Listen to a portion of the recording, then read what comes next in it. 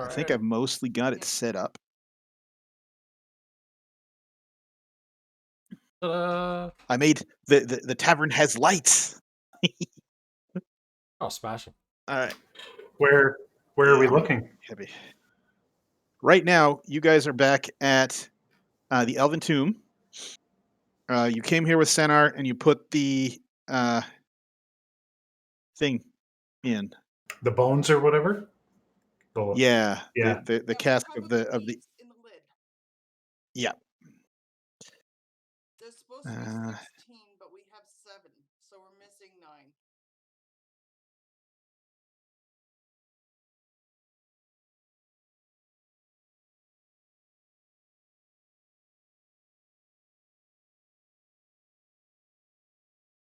okay. All right. Are we ready for an intro?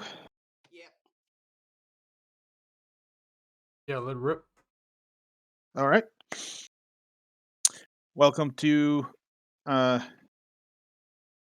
I don't even remember what we're calling this. I have aggressive tendencies as the name. Um, but yeah, Parental welcome role. to our parental role adult gaming group. We're continuing our somewhat modified campaign of Rime of the Frost Maiden. I'm Phil. I've been dungeon mastering for like 2 whole years, so I really know what I'm doing. Um, and I'll be dungeon mastering again today. Uh, we'll introduce other people. Catherine is not here. Um, she'll be arriving later, and she'll probably chime in then. But Steve, why don't you introduce yourself and your character? My name's Steve. I'm playing Dripper. He's a arcane trickster Kenku rogue. Kenku arcane Yep. trickster rogue. Yeah.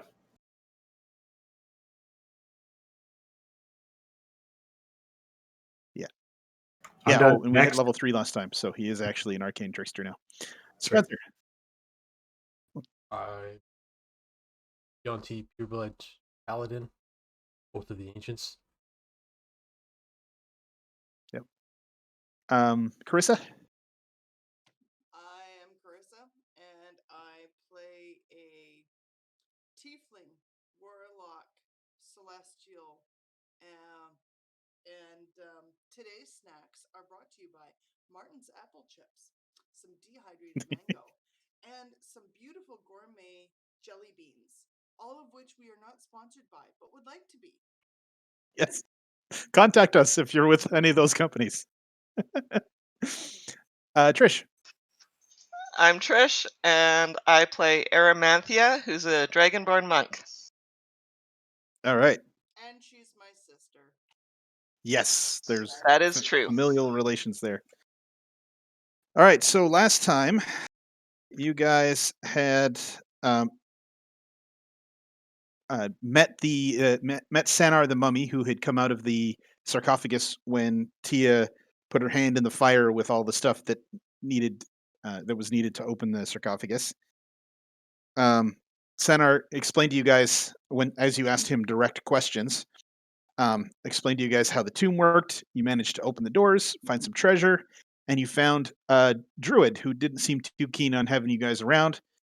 Um, and claimed responsibility for the moose that had been terrorizing everybody, and said that she had done that in other places as well, and that her creatures would take the 10 towns apart, or if she didn't, that Oral would. Um, you talked to a shrub that she had awakened, who told you that there's some type of large aquatic creature in one of the 10 towns that's harassing boats. You headed back to the inn, you headed back to town and found that as part of your reward for killing the white moose, you had been offered the Ramshackle Inn as a reward. Um, so you headed over there, argued about the name.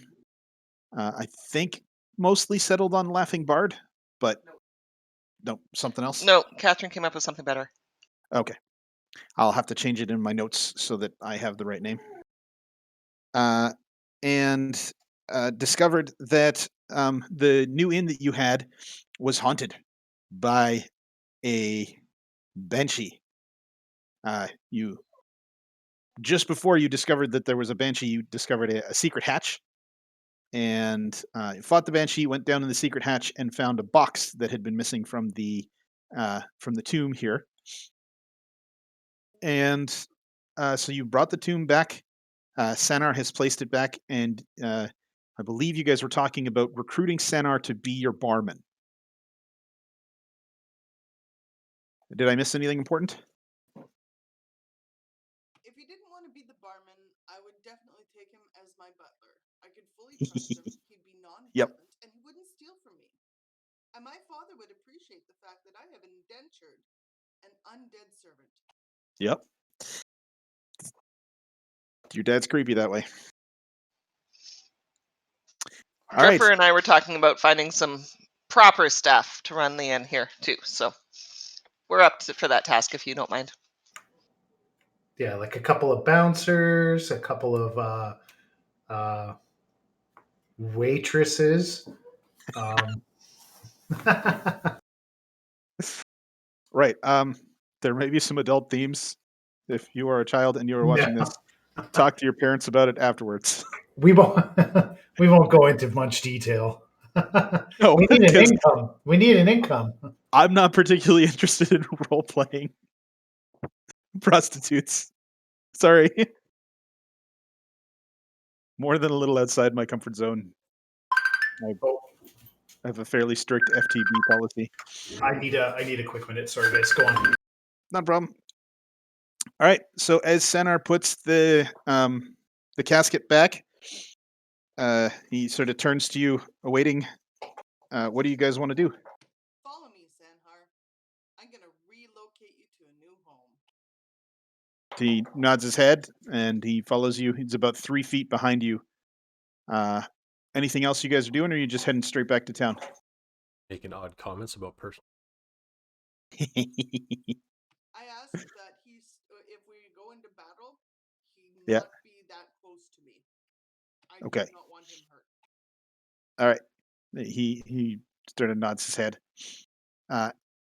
As you arrive back in town, I'd like to take him to Mimsy, introduce him, so that way they have we have an understanding. okay. So as you head back into town, as you're wandering through the streets, everyone else is sort of really bundled up in like cold weather gear. As are you guys now that you've got some. You're wandering around, and oh, hey, hi, Catherine. Hey, Good timing. sorry. Mom was over. She needed me to make a phone list for Grandma.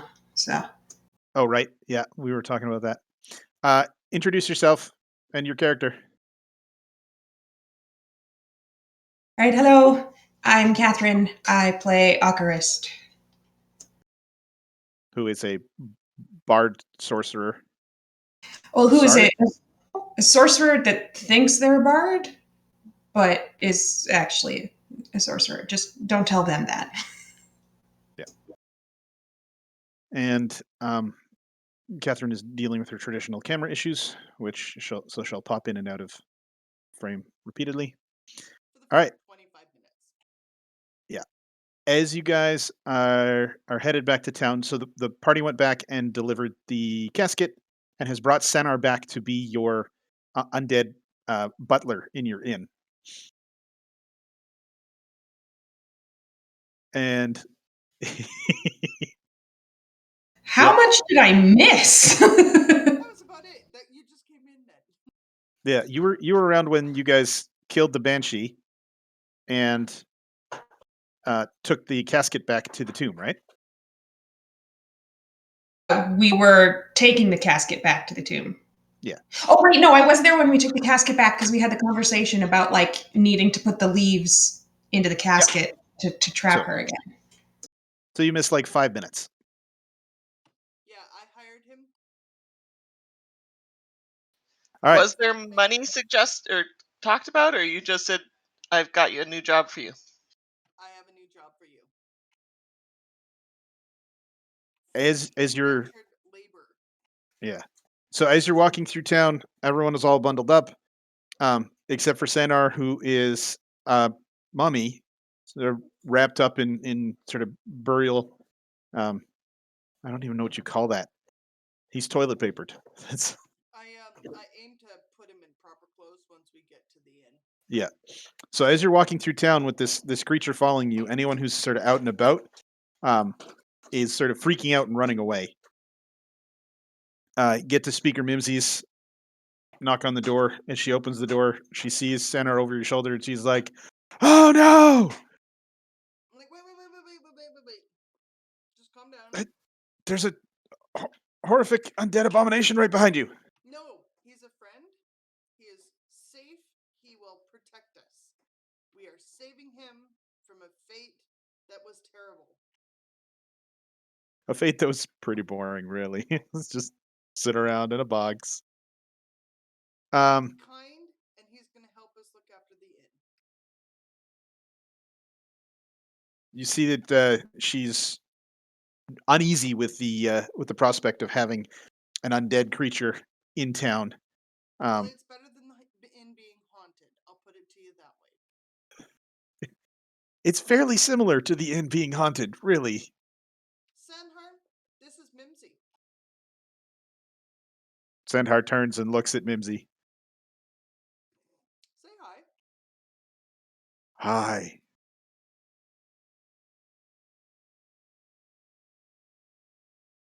Which causes some consternation as the creature speaks. Mimsy says, "Okay, just keep the creature, in your place, I guess." And keep things tidy. okay, all right. Well, it doesn't seem to have eaten anyone's face yet. That really shouldn't be down there.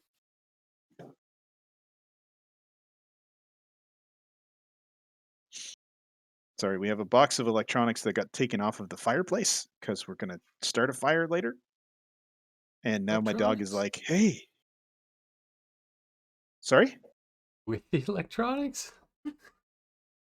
Awfully smoky in there. No, they were the box is sitting on top of our fireplace. And so if we start a fire, then the electronics would be participating in the fire in a way that we don't want them to.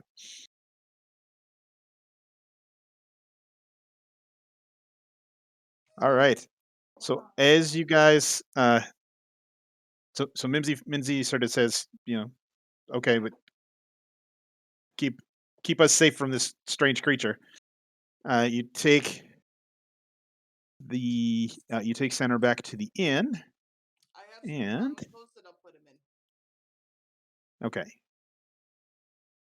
I'm gonna actually just put him over here. All right, so you dress him up, and it's kind of Weekend at Bernie's ish, right? Like he obviously does not look well, but it's kind of less creepy than just a toilet paper wrapped man. Yeah. And let's give one more. Nope, wrong one. I want one of these.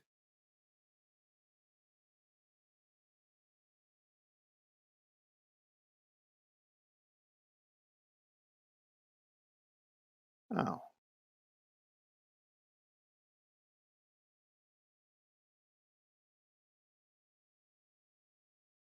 Okay, yeah, it's doing the whole light thing. Beautiful. All right. And so as you come back to the inn, this is now officially what it looks like.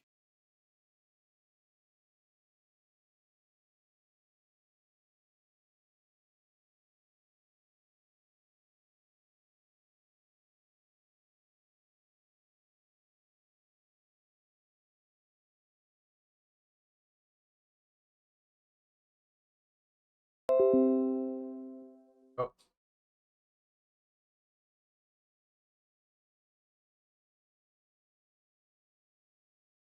Because it's I didn't put in walls, so you should be fine.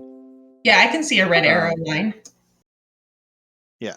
So the red arrow leads down to the secret cellar. Okay. So we're no longer an inn because we need the rooms for our own rooms. Yeah, I was We're just a thinking bar. that. So we're just a bar then. Yep. And on that note, you do remember in the basement you'd found a couple of boxes of wine and some barrels of various distinction, um, which is an interesting thing because since you guys have been in town, all you've been served ever was mead. It's almost like there isn't very much else sort of floating around. I'm gonna set Sanhar up in this little room in here. Okay. With a bed and You're going to keep the mummy in the basement?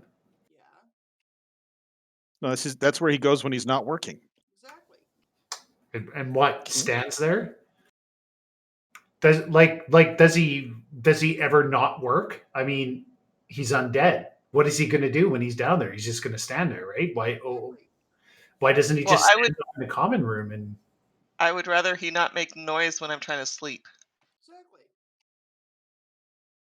So the He's bar. gonna clean their sheets for us, and he'll make the beds, and he will keep everything tidy and sweet, SAHNAR. like a maid, butler kind of thing.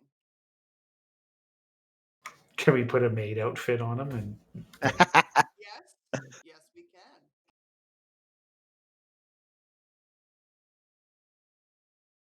Sounds like a There whole we lot go. more than giving Dobby a sock. Yep. And hang some air fresheners from his ears to sort of overcome that musty smell. I'll make sure he takes All right. at least a weekly bath. he'll be a skeleton by the end of this. Yeah. I think the first time he bathes, that basically kills him. Who's Kronk? Oh, hey, Chris. Kronk is Chris. Hi, What's up, Kronk. dude? Guys, Welcome to our scream. Barely hear you, dude. I don't know what's going on with my mic. I'm maxed out. Is it above your head? Nope, it's right by my mouth. I sent him the invite to told him that we play D&D. Yeah. So, I just popped. hey, in. dude, good to hear from you. Is my camera even All right. working? I don't even know. It's like you're really far away from us in a whole nother city or You're something. so quiet. Hear anything other than just a. Everybody at home, this is our dear, dear friend Chris. Yeah. He's currently not playing a character.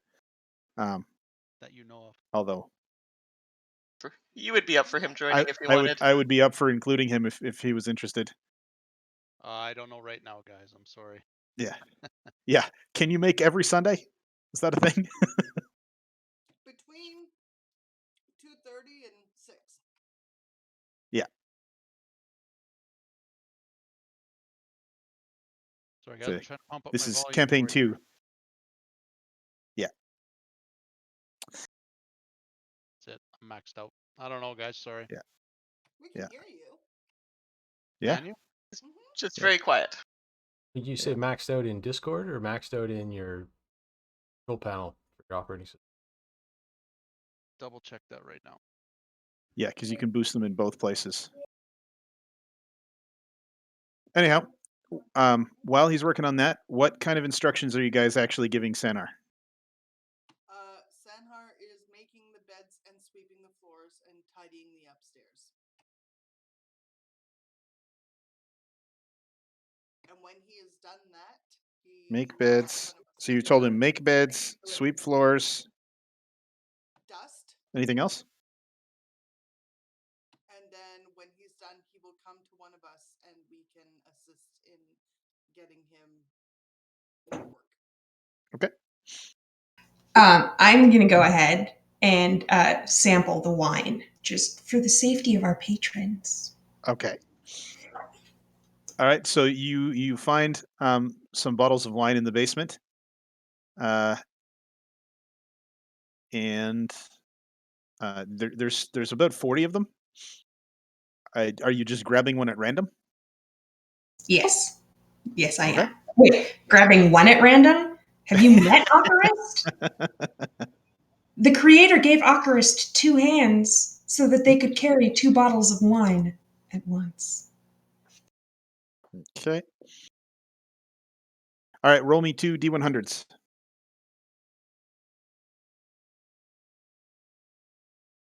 It's the barrel of many things. Yeah. Oh no, you summoned a demon lord. The whole party's gonna die. That's terrible. Again. But I'll be tipsy while we die, so is that really a lose? All right, both of the bottles are fairly good wine. You have experience with reasonable wine, uh, given who supplies Grenist, but yeah, pretty reasonable. For a second, I was like, who supplies Right, I know who supplies Grenist. Like, I literally know who supplies Grenist. Okay, minus 2 bottles. How many bottles are down there? There's 38 left now. We will need to get wine brought up here. Yeah, Oculus, do you think you can arrange that? We don't even know if here is on the same plane as where we came from. We haven't really talked about this, you guys. We don't really know where we are. we have a map. We know where we are. There's paper birds. They go everywhere. Map, flashlight. Do paper birds?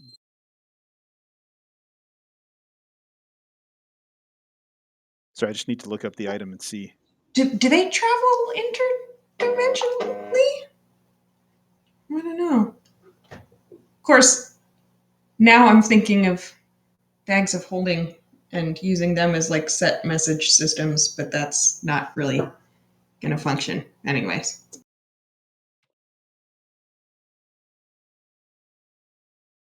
I guess some people are able to talk interdimensionally, so might be possible.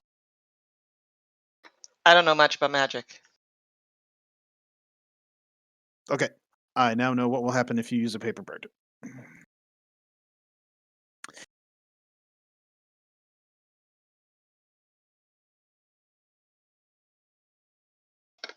Right. Also, can we talk to someone? Who should we talk to about that fish problem thingy? Fish problem. We're What fish gonna have problem? to go on a boat. Yeah, but just any direction, or should we talk to someone about where there has been problems and maybe head that direction? Well, that would make more sense, obviously, but we're still gonna need a boat. And if we can find some water breathing or water walking potions, those will help. Because if the fish takes a bite out of our boat, we're gonna be underwater.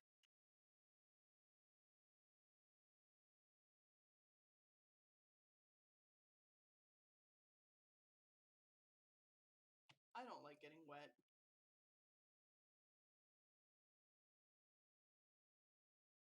Oh, okay.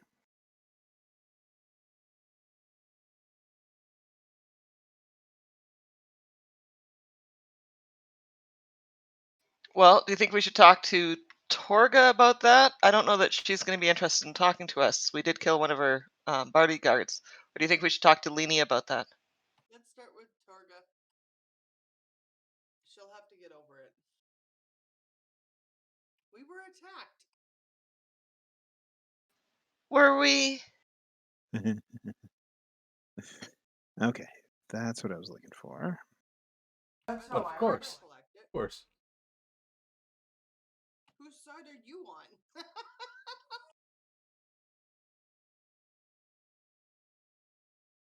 I'm on my I own guess side. I guess if he was killing other people, I guess it makes sense that he would have tried to kill us. Maybe.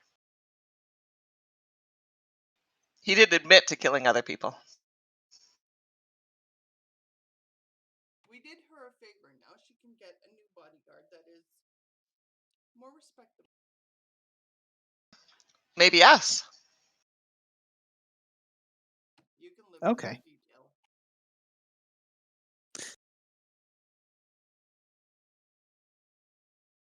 All right, so All you're going to right. talk. Yes, So- we can hear you. How's that better? Yes, much Way better. better. Awesome. I have to turn you down now. Oh, much better. I found the source, and I even trimmed myself down to 100% instead of 200. Nice. Love the beard. Like it, Santa Claus? It's yeah. I was trying to catch up to Phil. Took me about 10 years, but I got there. And this is trim for me. I know. I have to trim mine soon. Yeah. He is, yes, yeah. I can't go for length because I might actually have to work one day. Well, sorry for interrupting and saying. I just thought I'd say hello to you guys and. No worries. One of us We- is usually hap- on at all We're- times. We're happy to see you. Yeah, I'm surprised actually I haven't done this earlier. We miss you a lot. I Yeah. miss being able to come up to Edmonton Yes. too. Let me tell you. Sure is a sucky situation we're in right now, but such is life. Such is Hoping you life. guys are able to at least stay working somewhat. The majority of them are. We're doing pretty good on that. Some companies have folded, but not all of ours, so that's a good sign. Right on. Hopefully the ones that have been treating you guys poorly all crater. That's Yeah, it'd be nice, wouldn't it? Yeah. Fortunately, it doesn't work that way. nope. But yeah, no, it's been okay. My kids are going squarely, but Liz is teaching them homeschool, so it's bonkers right now. Oh, big project. Yeah. She's getting used to it now, Wow. but it's big learning curve. Big learning curve. So Yeah. But anyways, enjoy, guys. I just popped in to say hi. I'll Okay. think about Sundays, but I'll be honest with you right now. If things flip on the switch quickly on me, I might have to be running around quite a bit on the weekends, which No sucks. worries. You're always welcome to drop in and chill if you want. All right, Oh, yeah, sounds good. Totally, dude. I'm just gonna pop out though and go take care of my kids. Have fun, Dad. See you guys later. Yeah. Yeah. Bye. Nice meeting you. Could just Yeah. like make him a character that sits in our He could be our bouncer. Congratulations. You get to play Sanar, the mummy. Da-da-da. All right. Okay, so you're going to talk to you guys knew her name better than me. Torga. Nimsy. No, Torga. Torga. Yes. From the Cold Open Quest. She was at Lena's last time we saw her, right? So we might Yeah. be able to talk to both of them. She was sort of in the town square kind of area. Wasn't she at the food place? Yes, yeah, that she had gone to the food place. As you guys go looking for her, you see that she's doing the whole merchant thing again.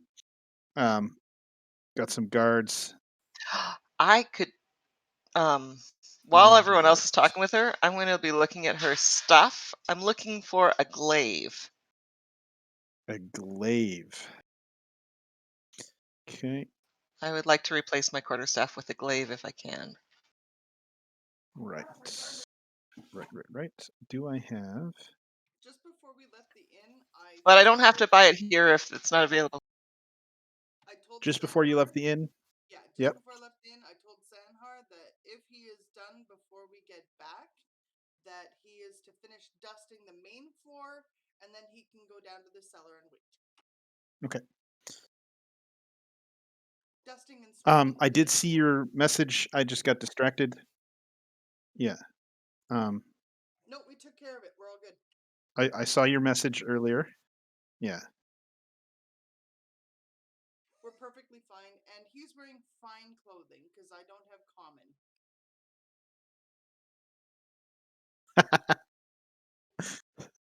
Mummy in a tux. That's exactly All what right.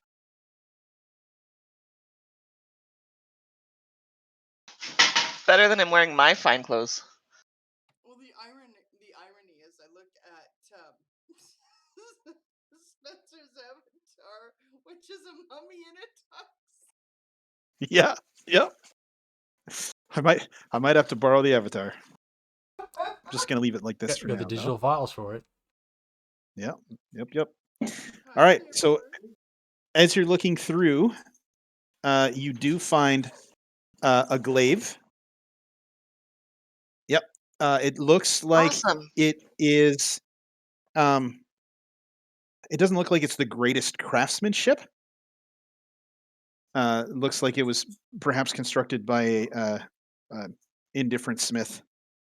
And she wants 35 gold for it.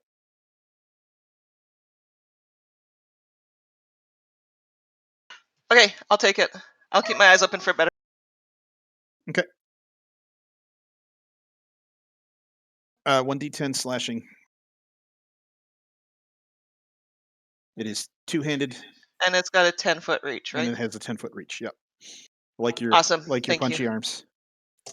Woo! I just hit my fan here. Okay.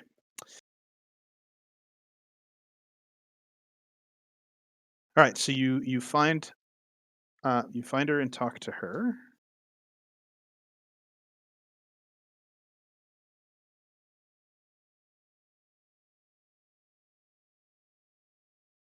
You find Torga. You spend 35 gold with her thing. What are you guys asking Torga about? The fish in the boat thing. If she's heard anything from any town. Okay. If there are any sailors missing or anyone describing an encounter with a large, terrifying thing. All right. Bear with me for 2 seconds here. Okay. 1 from the DM is never good. Is it? I don't know. It's red. Should we be worried? Okay, I'm going to test this.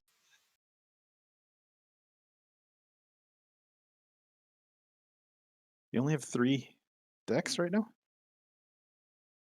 Okay. All right. Wisdom. Yeah. Is that on my weapon? Just on your hands. All right. You built specifically for that. Okay.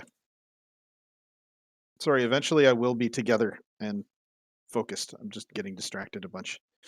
I want this. All right. To So be as fair, you're asking her about that, And while I'm buying the glaive, I'm trying to build up a relationship so that we can talk to her about things. yeah.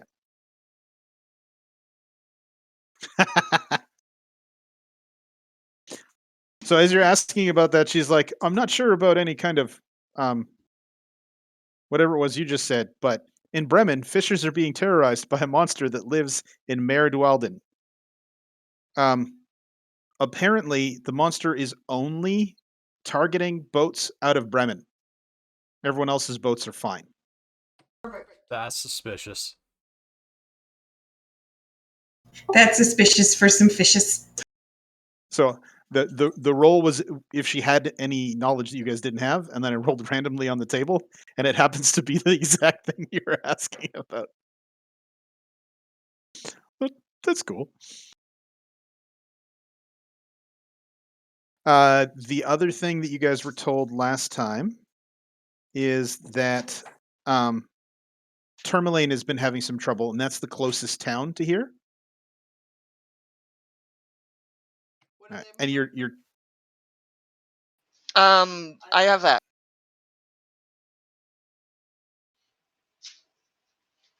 Tremole or Cairconage?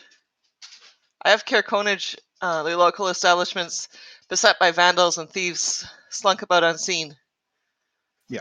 They could use some help. Yeah. Oh, Trovis is the town speaker there. Yeah. There are some troubles in the neighboring town of Tourmaline as well. Tourmaline? Yeah. All right. So as you're having a conversation with Torga, is there anything specifically else you guys want to talk to Torga about? Torga is a stout female dwarf. Can she get us beer if we need it? And wine? Torga says, beer is very hard to find right now, but I have a supplier that can bring in mead. Everybody has mead, though. That's Dude, true. Can we not find beer and wine here because the sun doesn't shine, therefore the crops can't grow? As you're saying that, she sort of looks over at you and kind of goes, "Yeah." What about mead? Is And made we have from difficulty honey, getting. flowers? I don't know how They. they do it. I don't know how they do it. As a DM, I know how they do it, but Torga has no clue. I think I'll write a letter to my mother and have her send up some stuff for us. Presuming we're in the same plane of existence as your mother. Wait, isn't your mother missing? Okay, to Raven. Fair. Okay. Yeah, I was just about to say that as well. I don't think anyone's been able to reach our mother. True, but Raven will be able to equip us with Yeah. supplies. I really wish you had written the letter to your mom, because that would have been entertaining in a while. All right. So Can you also ask him to send us a map of the, so we know, and give us a message about how distance from Grenis to here, Yes. because I would like to know. I don't remember ever seeing the 10 cities on a map from home before. No. I have a question for Dorka. Mhm. How far does this eternal darkness spread? Do we know? Has anyone managed to reach the end of the darkness? Or is it just kind of there? Well, myself, I travel between the 10 towns, but I haven't had any supplies from my suppliers outside of the 10 towns reach us in 3-4 years. Pocket dimension. Actually, Phil, with my history knowledge, would I know where the 10 towns are in relevance to Waterdeep? You are unaware of the 10 towns. All right, just checking. What protocols do you have in place with Raven when you communicate by Paperbird? I think we've dropped our previous pretext. I don't think I'll send him a paper bird. I'm gonna ask, how do we send things outside? Like, is there a courier system? I'm asking Torga. Yeah. Torga says, I'm unaware of anyone who's running supplies in or out of the 10 towns. When you get to Bryn Shander, I have to go help there my are wife. Be right back. there are a couple of messenger services that you could speak with about those kinds of things. But none of the messages that I have sent have been responded to. Excellent. Okay, well, when we get to Bryn Shander, I can do that. I guess I'm gonna have to send a paper bird. I'll try and send it old school. I'm gonna ask,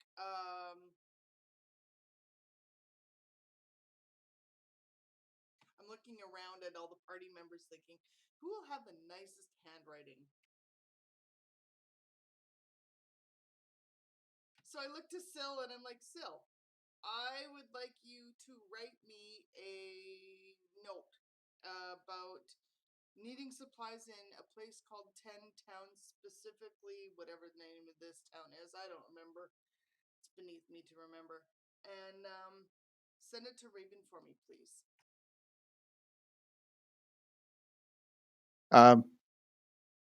Syl doesn't know Raven. Nope, she doesn't need to know. She just needs. She doesn't need to know him? Okay. The name. Okay. All right. Send me. Do you want to? No, I can't send it to you because it'll show up in the stream. I'll just say, Oh. I hope she understands or the recipient understands Abyssal. Yes. Which, yes, Raven does. All right. Then I can stop smiling. Guess who Um, decided to trim? Yeah, Discord me the message you write. All right.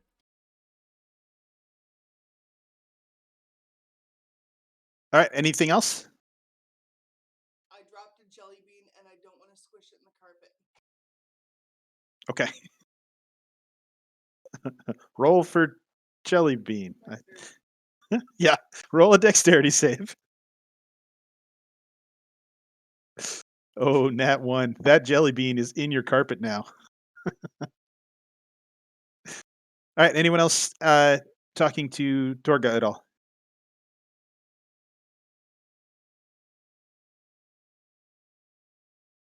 What do you sell in your as you travel from place to place? Especially if your other sources haven't been available the last couple years. I buy things in the various towns and then sell them in other towns. For example, and she points over to one of her dog sleds, and it is currently being loaded up with wooden furniture.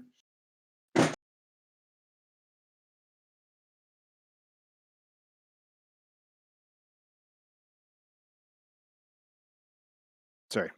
That's what I'm sending because I can't get the information out of Heels. She apparently drank out of the wrong meat container. Okay. If that's the only wine we have, we shouldn't be drinking all of it. I didn't drink all of Everybody it. looks at Orcrist. Okay. I didn't drink all of it. I drank 5% of it. Think of it like tax. Yeah, but if we each take 5%, that's not a lot left. Well, but you guys can't take 5% because the 5% has already been taken. If you'd like, you can have some from this bottle. I promise it's only half backwash. So the paper birds take a while to travel to their target. What are you expecting back? Are you expecting a paper bird, or are you just expecting support? Stuff to arrive. Okay.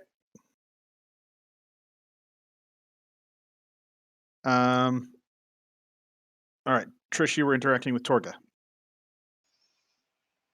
Yes, I was just asking about what other things they sold and things like that. Oh. Good reminder.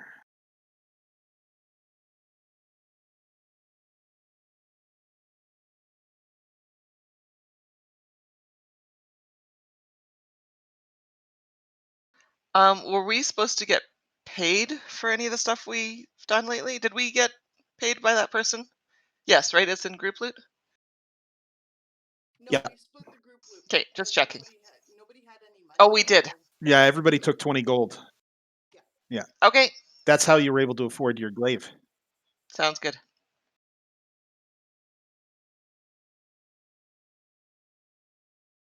Yikes. Do Man, you that have spelling some is more atrocious.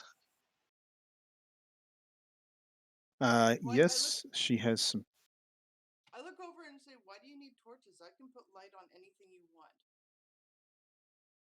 I keep telling you, I can make fire and take it with me. Torch! Okay. But my hand is a. I should totally punch somebody when my hand is a torch. That's a bardic thing to Advent do, indeed.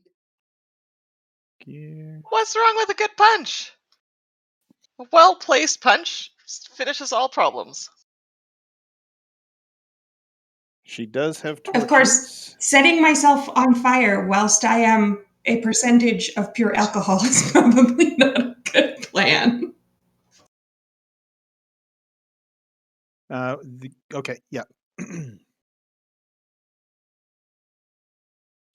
the room next to it.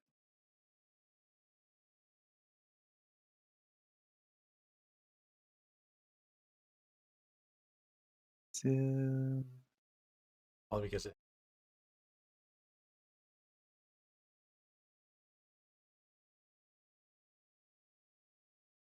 I don't know if I spelled that right.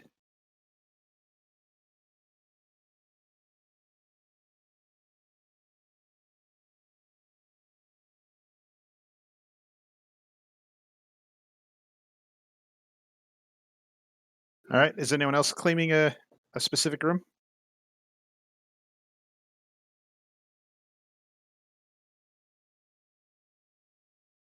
Well, if no one minds, I'll take the blue one. As you are asking about torches, one of the Lonelywood locals says, "Yeah, we make those here, and you can buy them for a copper each, Wonderful. I'll take 5. just in case." I need this back up. Yay, I can see people again. I'm Okay. going to be gone for a bit. I'm sorry. Something happened. Dog accidentally bit Vaughn in the nose. And I'll be back in a while. Okay. Yikes. You can supervise. Yep. Okay. So as you guys, anything else you're chatting about? Okay.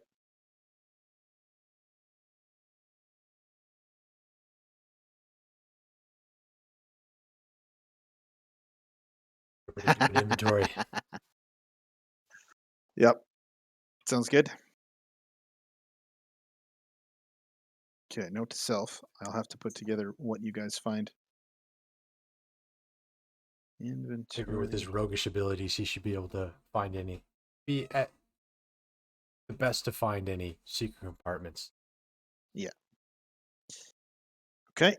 So the rest of you guys, any other conversation with Torga? Sorry for killing your dude, but he was attacking everybody else. Straight to the point. She sort of leans over and goes, "My dude." Who do you mean? The dude in your group that was killing people, so he killed him. Oh, my missing guard. Okay. Interesting. No, she's not in relation with the druid, but Suffolk Calto, the guy with the ice blades, was traveling with her. Right, gotcha. Yeah.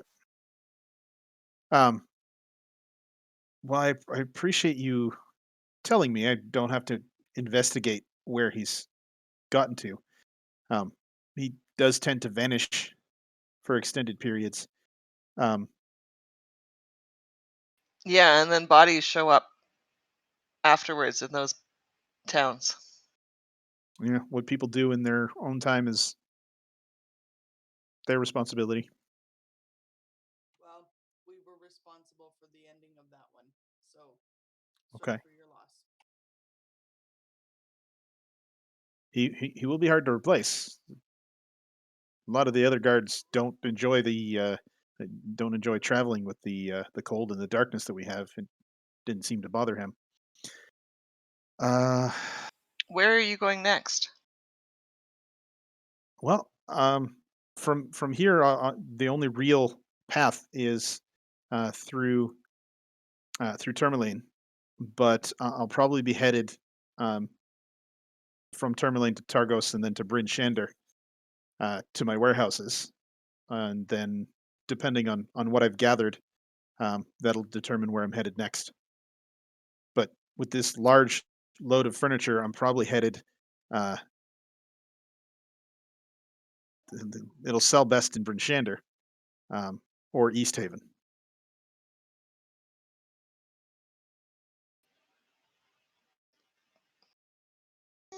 Heels, did you say something about wanting to check out Bryn Shander?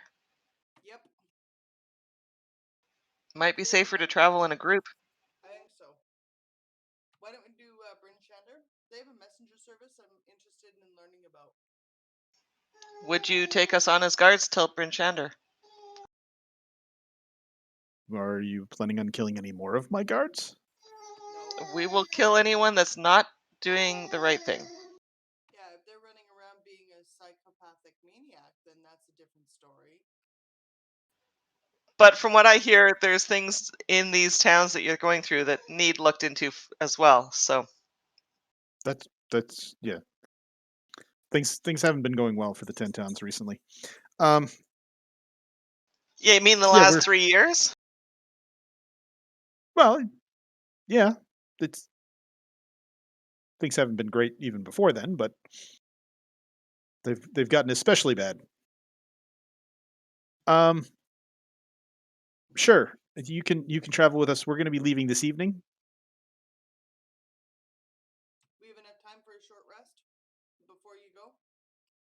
Yeah, yeah. We're finishing strapping things down. We'll be leaving in about 6 hours. Excellent. I'm gonna go and head. I'll be in my bunk.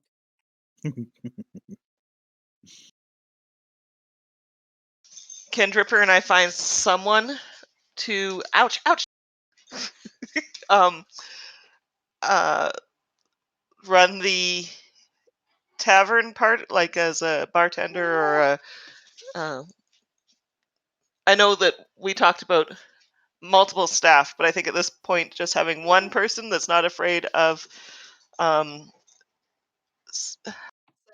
Sandar is probably important, or are we leaving the building completely empty other than Sandar till we get back? Mm.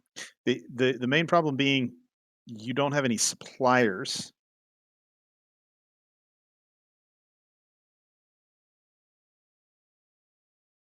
So are you you're hiring someone to be sort of your general manager and order food and hire cooks and that kind of stuff? Yes. Well, I was thinking more just that we would hire people as we traveled from town to town and send them back here, as we found people that could do the job, that wanted a new job, a new place to live, a new start sort of thing. Um, but I was thinking it not having it empty while we're gone is all. Okay. So it doesn't matter what position, just one position, and then have them sort of ready on hand for other people to show up looking for work. All right. So um you can find Speaker Mimsy and have a chat with her about somebody who needs work. And have you decided? Oh, hi, Becca. Have you decided what that person is doing? It really depends on who's available in town that is able to work.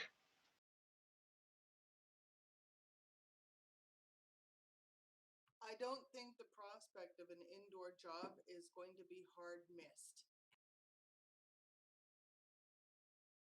Yeah, but are we looking at a sailor that doesn't want to be a sailor anymore, or are we looking at someone's young daughter who is looking for their first job? I don't think that really matters. It depends on what they're qualified to do. I think we're overanalyzing this. Yep. Yeah, so Step 1. Are there any interested applicants? No? Yeah. Rest doesn't matter. All right. So you go have a chat with Speaker Mimsy. Give me a D8 roll, please. Tia. Holy crow. All right. There are 6 people who are currently looking for assistance. Mimsy sort of starts listing them off. 2 or 3 of them are fairly old. There's a retired sailor. There's a retired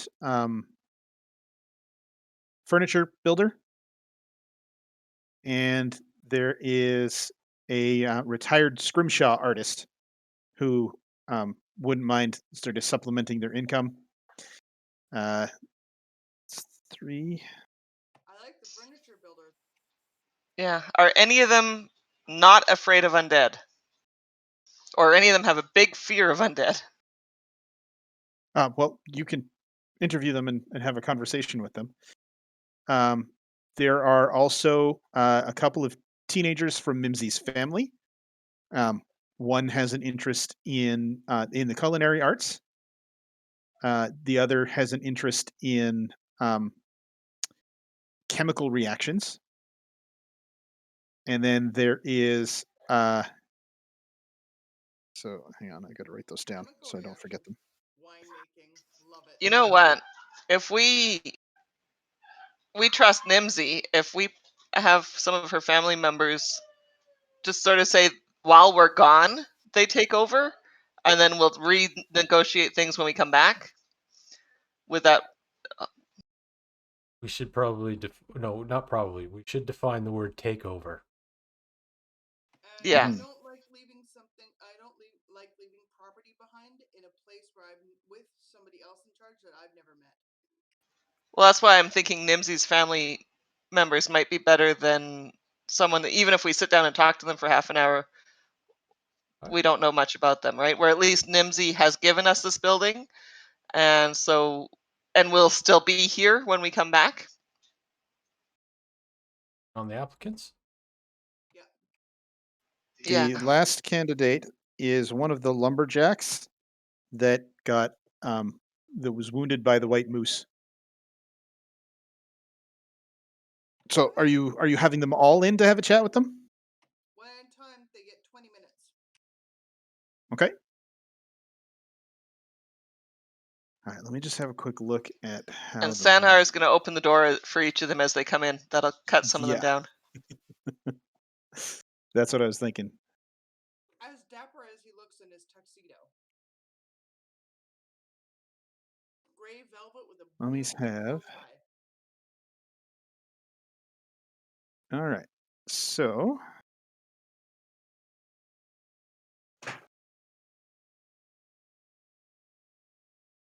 all right, so Mimsy sets up the interviews. The first person that you're scheduled to see is a is the retired sailor. And as Sanar opens the door, he screams and takes off running in the other direction. All right, so much for that one. One down. Okay, who's next? 20 minutes later, there's a knock at the door of your inn, and you're expecting the furniture maker dude who soils himself and runs away.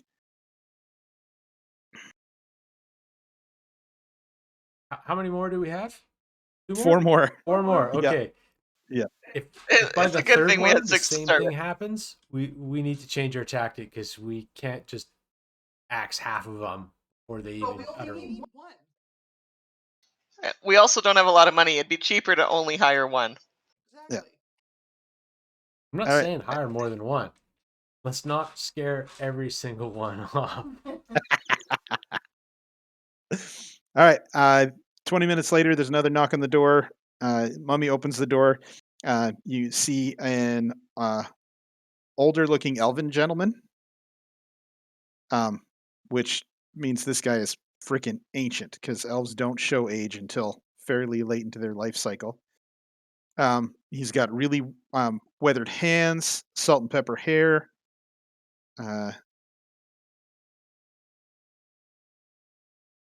And his clothes look a little threadbare. And he sort of stomps into the inn, looks over at the mummy, sort of recoils from it a little bit, but sort of carefully edges his way around it, and comes in and sits at the table you guys are sitting at. And he says, "I am Lowen Einhar. I hear you guys are hiring." Yes, we've just become the new owners of this place, and we'll not be able to stay in town to run it. So we are looking for people to start up just a small portion of the business, maybe food or drinks in the evenings, just to get some income coming into the business while we're gone until we come back. Okay.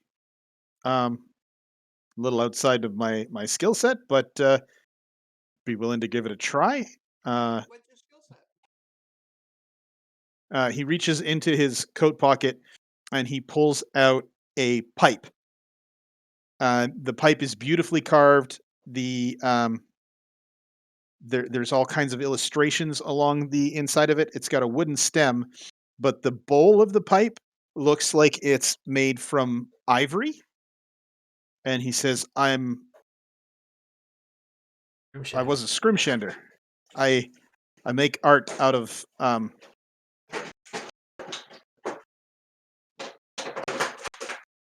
dog. I make art out of ivory we get from the various creatures around here.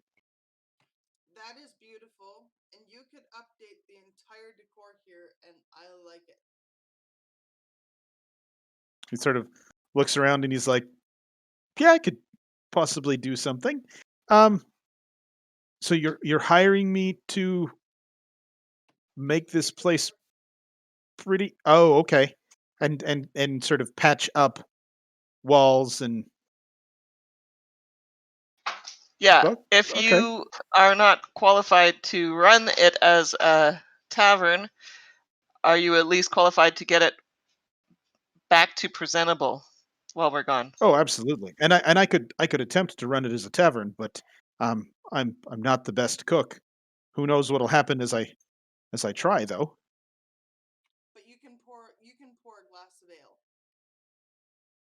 And he sort of looks at you strangely. He goes, "Well, yes, if anyone had some, I could." Um, Excellent. do you usually you have to arrange for mead to be brought in. Um, and I really doubt the other tavern in town is going to be very interested in selling you any of theirs. How long would it take us to get to Belmead and back? Bryn Shander. Bryn Shander and back? Bryn Shander is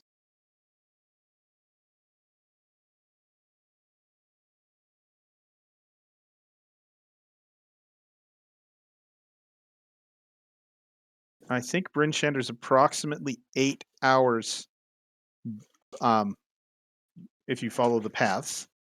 Okay. But if we're going with the merchant, it'll take us a couple of days. It'll take you Because you said there's at least 2 stops on the way. well, but the merchant stops at every town. It's like a Greyhound bus. The advantage of traveling with the merchant is the merchant has dog sleds, which have the travel time, so you'll spend less time on the road. See, we're going to be heading out with Torga very soon, so this is good.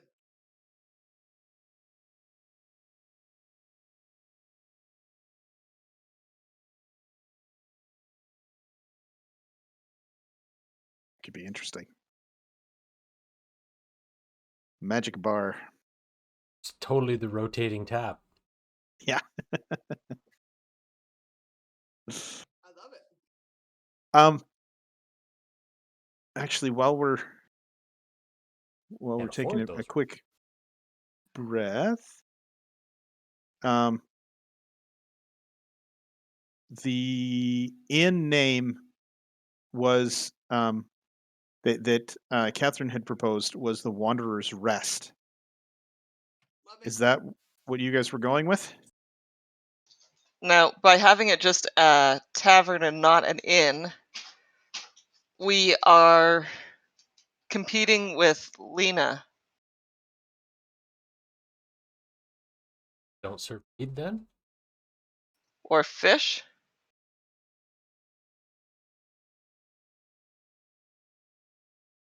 I think the lake, that large portion of area known as 10 towns, Mm. popular. Yeah, it's one of the primary sources of food. Well, if Okay. we Yeah. need to go into competition, the other alternate is we convert this entire area into bedrooms. And just do boarding. Yep. Service and a warm bed. Or I mean, like, Or even just having like, because there's 6 rooms and 5 adventurers. and So if we we're can- not here, do we need to have the rooms empty? I like to have my own place to put things. We could also eventually build a 3rd floor for ourselves That's very true. with I'm okay with building a room for me in the basement. Or building out, depending on what's around here, maybe an attached housing for. But again, that's long term, not right now. But for right now, if we have this beautiful scrimshander with us who likes to build things, the renovation could happen while we're away. Well, and the carpenter just left, right?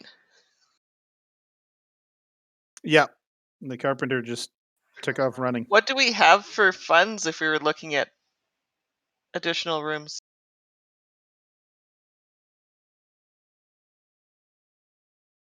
I'm pretty sure the loggers might be able to dump us off some bits. Considering we solved the moose problem. Mhm.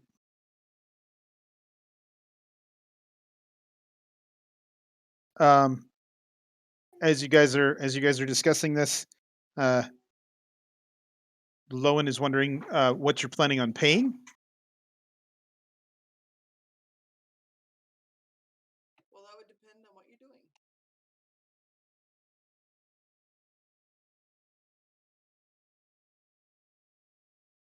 From what I've heard, you guys want me to improve the decor in here and potentially open up another place in town for people to eat.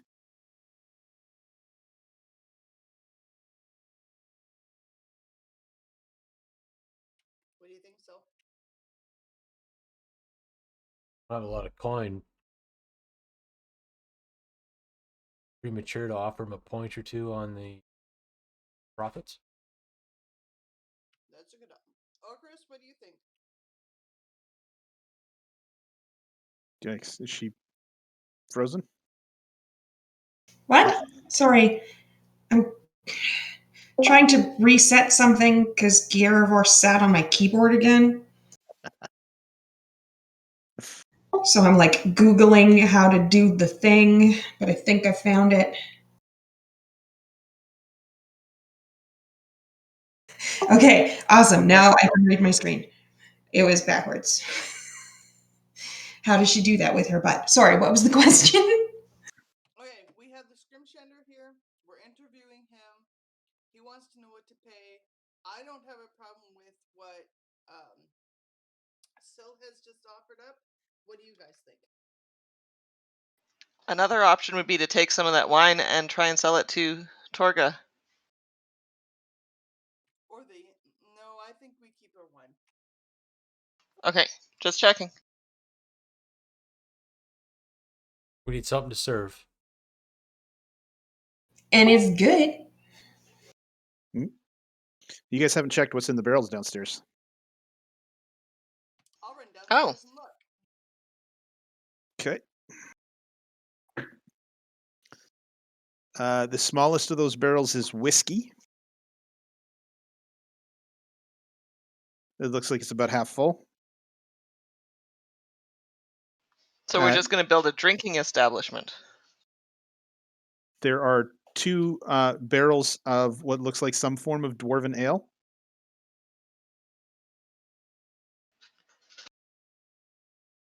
There's one large barrel of that just has good mead stamped on the side. Is that like a brand name or a description? Is it good mead? Hang on. Yeah, good mead. It's both a brand name. All three of a brand name, description, and a location. It's a town you can visit.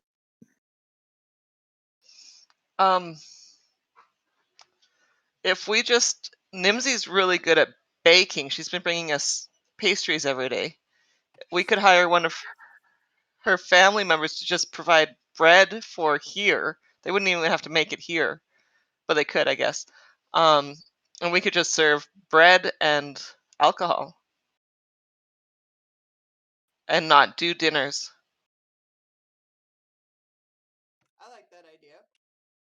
All right. The last barrel just has 3 large X's stamped on the side of it. Take a taste. It is very high proof absolutely clear. Um, Absinthe. the flavor is terrible, but the alcohol content is very high. Don't like that. So we are a bar. So then, does our name still work if we're not offering rest? Well, agree I mean, with that. alcohol is pretty restful, and if you have too much of it, you do tend to wander. Think of how many times, Trish, you have lost me wandering around when you came to pick me up from things. I appreciate that. However, the traveler and the people new to town would think this is an inn. Or The at least Wanderer's Rest and Bar. Lowen sort of says, I guess we could try to rent out the rooms upstairs if you'd like.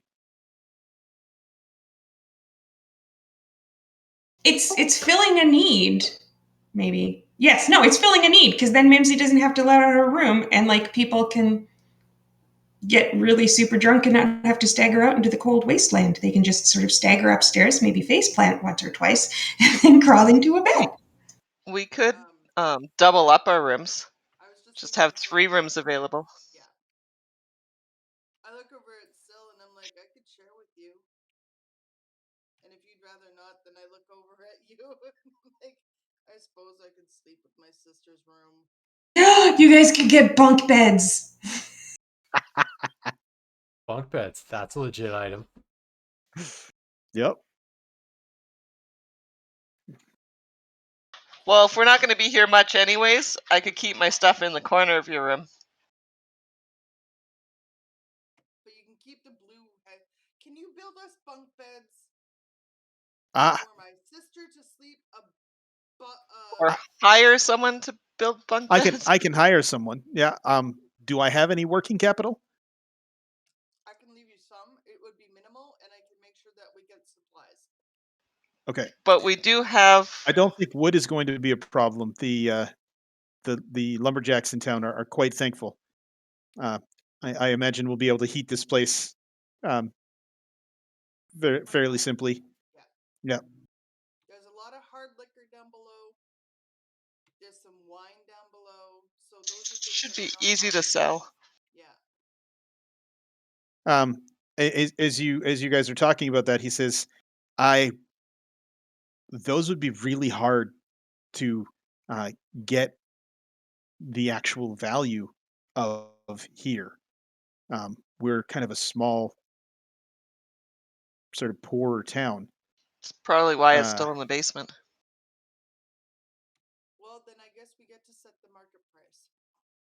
I mean, we could offer it at a fairly steep discount to begin with because it's not like it's costing us any money to supply the hooch. We got it for free, so any money we make on it, technically. 100% profit. We need a mixologist for that foul tasting alcohol. I have some thoughts. Let's make some gin. Prestidigitation? I was going to say, have you heard of blood moon berries? And then I remembered what happens when you eat blood moon berries, and maybe that's not a good idea to serve in our particular establishment because we don't necessarily want all of our clientele turning into monsters. But it would take care of the taste. I could prestidigitate. so as you guys are having this conversation, there's a knock at the door. Pina coladas? I'll get the door. Because my brain is just going, do you like prestidigitated pina coladas? And getting stuck in the snow. The door opens and you see a halfling. And as she comes in, she takes off her coat. She's got an apron on, and she turns around and sees Sanar and goes, "Huh, Mom mentioned that. Okay." And she comes over to sit, and just so I can remember more easily, her name is Lindsay because it rhymes with Mimsy. And Lindsay says, I hear you're hiring. Lindsay. Lindsey. Hey, Lindsay, I remember you from when we first came here. Right. Please tell me you know how to make more than just cookies. Oh, yes. I'm learning, That's but okay. I'm a fairly good cook.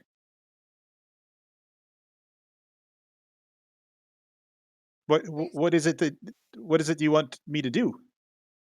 Well, we're taking stock of what we have, what we can do, and we're trying to keep things simple. I'm glad that Sanhar doesn't freak you out. He is our cleaner. So he will tidy Yes. up anything you need tidying. He will do the beds, he will dust, he will sweep. That's his job. You just need to tell him what you need him to do directly, and it'll get done. If he's able to do it. He's very polite. But for what you need to do, I think between you and Okay, Lowen? I apologize. This isn't going to work for me today. Too much going on in the house. I'm sorry. I got a jet. No I worries. I apologize. understand. and you're going to train people. That's what you're going to do. Perfect. Give me a Yep. job. I'll do it. Sorry. There's. Life She happens. caught Vaughn. The puppy caught Vaughn right here underneath her Ow. nose, and There's blood. yeah, it's kind of bad. Well, it's not. Are It's you not taking- like go. It's not like go to the hospital bad or anything like that. But girls. I mean. Okay. All right. Anyways, I will see you guys later. All right. Yeah, take care. Better. Oh yeah. Tell her we're yeah. sorry for your attitude. Okay. Bye. Later. I'll Ed. text Bye. after that. Yeah, the puppy didn't bite her. He was flailing around and playing, and his tooth Yeah. caught her right under the nose. Ow. Yeah. All right. And the blood I didn't stop. need. So, yeah, anyway, he can be the one doing the rest of the interviews. There you go. All right. Now, what would be like? I would know what a normal wage would be considered in Waterdeep for staff. Downtime. I say we offer a portion of the profits. Yeah. And I'm Wasn't talking like there? 1 or 2%, not this 5 or 10 stuff. Like 1 or 2. It's enough Yeah, to be. where was the running a business? Which book was that in? I'm thinking Xanthar's. Xanthars and Acquisitions Incorporated, I think, section. Okay. Acquisitions is fine. They have actual jobs. Yeah, I just want generally running a business, and I remember there's a role. I don't think we can open tonight. I typed in running business, D&D Beyond. Yeah. Yeah. Third one, it says being your own patron. Sources, Eberron Rising from the last war. And there was a highlight when running your own organization. You can use the running a business downtime activity. See chapter 6 of the. Oh, it's just in the Dungeon Master's Guide. So if it's only going to take us a couple of days to get to Brimshander and then a couple of days to get back, we're talking about a week. We can leave these guys in cleanup mode for a week and not actually start running the business till we get back. Yeah, they can take stock. If Lindsay wants to start trying out some recipes with whatever supplies she can muster, I'm okay with that. So that way we have some testing when we get back. That way she can, express herself in the kitchen. Okay. Recurring expenses.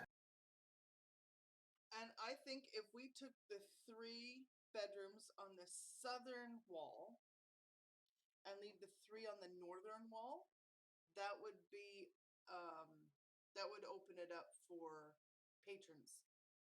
Yeah.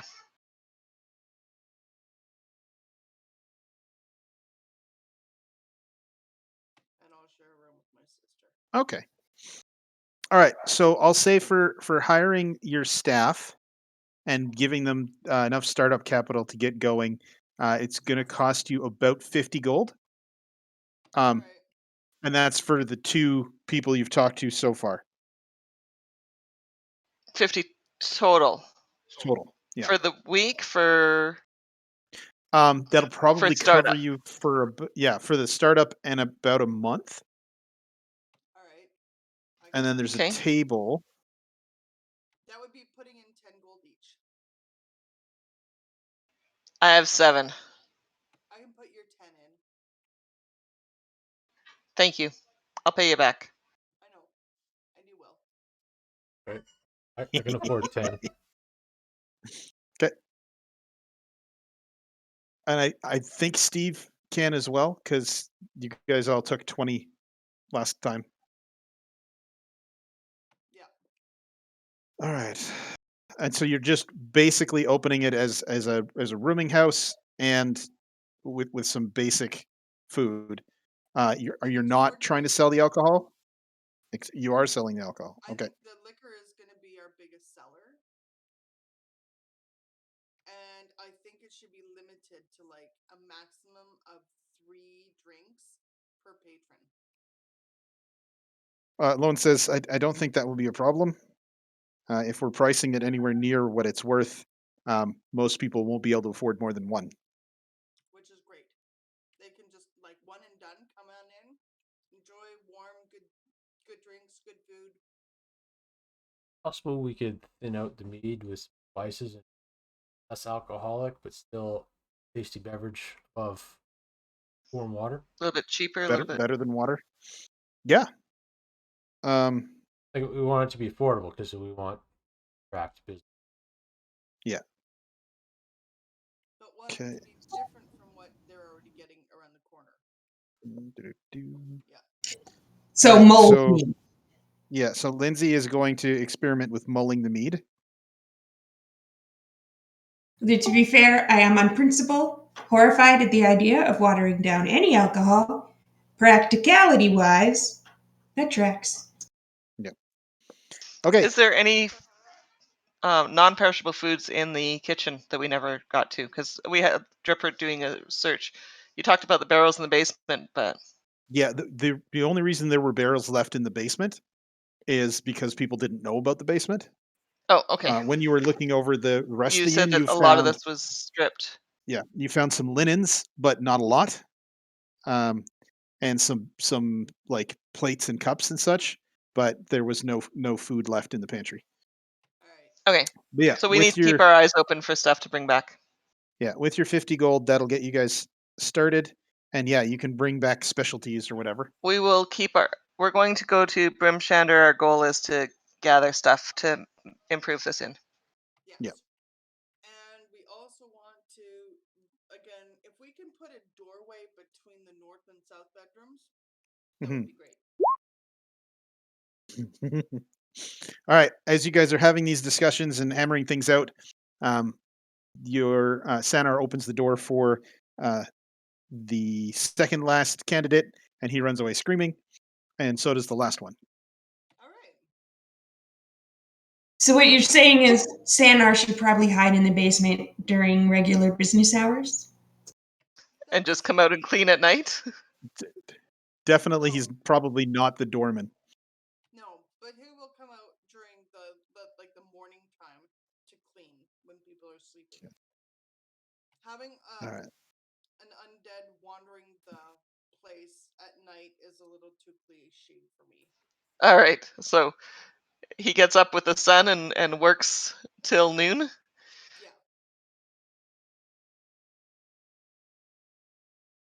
Yeah. Having an undead dude walking around at night. All right, so you're We're putting in a not messing wall around with that here. bouncer. and a door, right? Correct. So Okay. our rooms are going to be these ones. The southern ones, the public rooms, we got 3 beds for people to stay in. Mhm. So that will help out.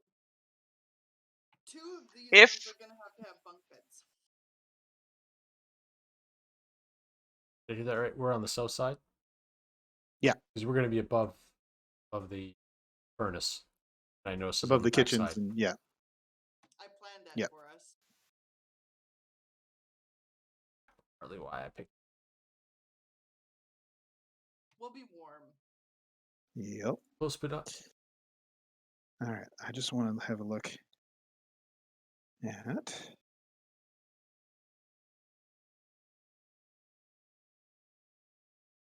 I talked to Lindsay and I say if there are any ingredients that you're looking for, or if you're looking for like a cookbook or anything like that, let us know. We can keep our eye out in our travels, whatever we can do to help you. That'd be great. Spencer, can you scroll down a little bit? I want to have a look at the basement on the stream. But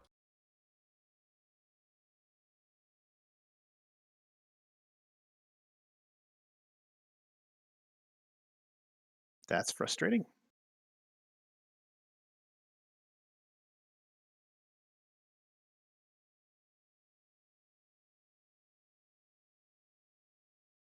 so, does that mean Ocarist and Dripper are sharing, and Ocarist and Lissy are sharing? That's between them. I could see Still and Ocarus sharing. That's better. Okay.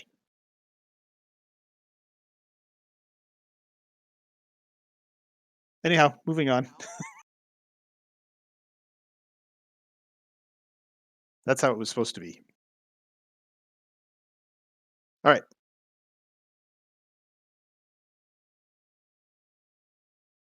I'm still learning Sarah? these tools.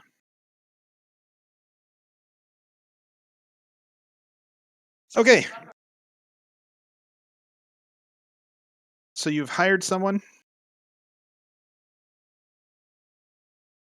We put in our 50 gold capital. For the Someone next- needs to make a note for Dripper. Here, I'll make a note. Sandar? No, Sandor doesn't have to pay 10 gold. Are you giving Sandar any instructions in regards to the new staff? He is to follow any instructions they give him. But not just say these anything. 2, not Yeah. anyone walking in the door. Patrons do not order him around. Okay. And he is not allowed to self-harm. Somehow I don't think self-harm is an issue for undead creatures. But still, he is not a parlor trick. Yeah, other people are not allowed to set him on fire. All right, so you get the inn set up. You've hired a cook and a sort of general handyman. It looks like they're looking forward to getting this place up and running, and we'll see how things are going when you guys come back. Perfect. Yeah, I think at this point the plan is to come back and be here for the opening. Yeah. They can work on cleaning and prepping and all that stuff. And I Uh, let Lowen know that he can use Sandhar to help hold things or whatever he needs for any big jobs. That's what he's there for. Sounds great. Thank you. At that point, you hear a very large or a very loud sort of hammering on the door. Sandhar, can you open the door, please?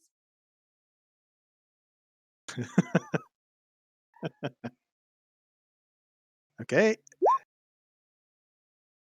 The door opens and you see Targa the dwarf standing there, and she jumps backwards 2 or 3 feet, um, sort of catches Hey, come on herself. in. Oh, okay, what's that? He's safe. He's friendly. He's our cleaner. She sort of looks questioningly at you guys. Okay. And she Sandhar, sort of can you steps turn, in, please, again? and Sandor wanders off. starts sweeping. She says, if you're prepared, we're leaving. We're ready. Okay. And as you come outside, you see that she's got a train of 3 or 4 dog sleds. She assigns each of you to a different sled and says, if anything happens, then usually we sort of stop and pull the sleds kind of into a circle so the dogs can protect themselves. Um, but we'll be moving fairly quickly. And if you guys are ready, I'm gonna leave my quarterstaff and some other stuff in the corner of Heel's room. okay. It's our room. Okay.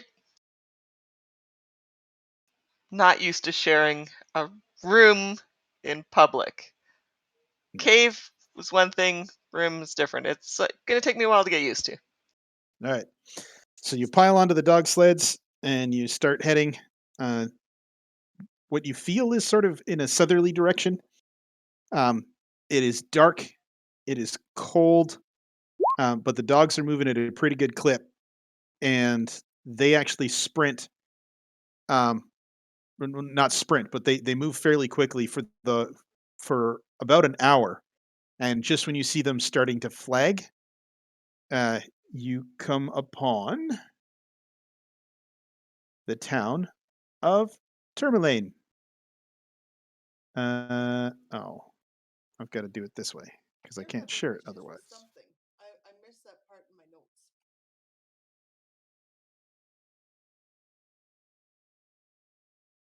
Okay. Why can't I? I've just got trouble in Tremaline. Sorry, my Roll20 is acting up. Give me 2 seconds. Not sponsored by Roll20, but I do enjoy the no ads when I bought the premium. Though we wouldn't mind being sponsored by Roll20. Yes. All right. Tourmaline.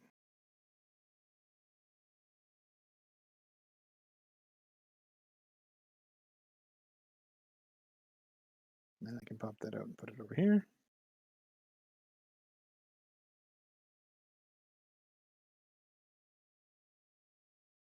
All right. As you pull into Tourmaline, this is a bigger town. It's dark. The first thing that you notice is a lot of the buildings seem to have sort of fanciful shapes carved into them. That's this town, right?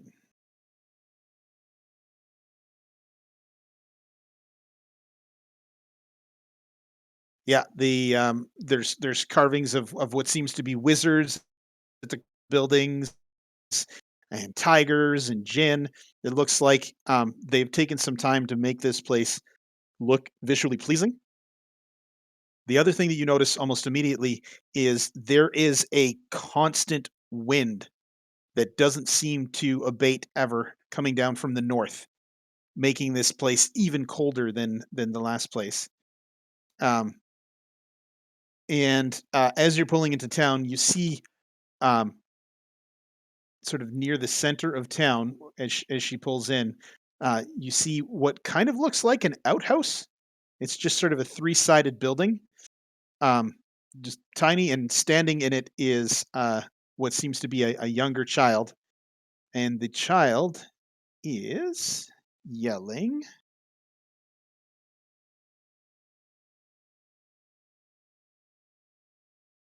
Uh, the gemstone mine is closed because of monsters. Speaker Matthew is offering 50 gold to anyone who clears it out. Hey, we can do that. Let's do it. Hearing your interest, You were a couple of days at Lonelywood. How many days are you planning on being here before you leave again? well, we did quite a bit of buying on our way north, so we'll probably be here about 2 days. Okay, good to know. And as you're expressing interest, the smaller figure leaves the little shack, and you realize now it's a wind shelter.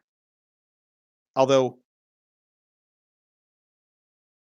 it looks like if the wind were to ever change directions, it wouldn't be a very good wind shelter.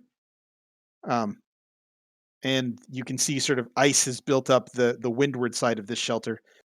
The boy walks over and he says, "If you're interested in the job I was yelling about, you can find our town speaker, Orist Matthew, at the Blue Clam." Sorry, did you say And the blue clam?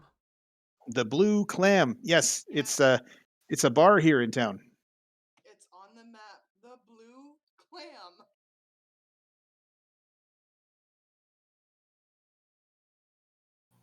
Well, we should check out their bars so we know what bars in the area look like. By the horrified faces, I'm assuming that has some type of sexual I connotation feel I'm like unaware of.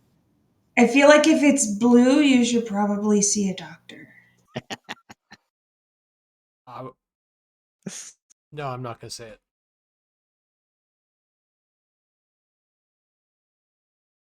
Yeah, because that But warning only pops up at the beginning, right? yes, but there are actual blue clams in real life, and they're very, very beautiful. I'm gonna go with that's what this is named after.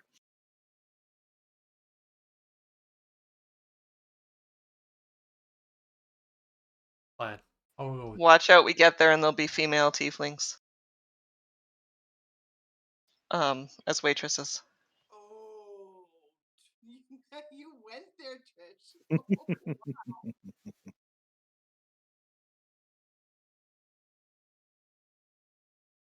Um, the boy says if you don't want to visit the town speaker, the mine is that way. Nope, we'll go to the bar. We're good for that. Okay. it's always good to secure the contract before you go and do it. Get a Doing a picture separate of what they're looking for. Next thing you turn into a contractor. Yeah. So as you guys head to sort of the northern edge of town, you see sort of a larger building. This one is more ornate than the others, and yeah, you came past it on your way into town. This looks like the Blue Clam, and standing out front, you see two bundled up humanoids talking to each other.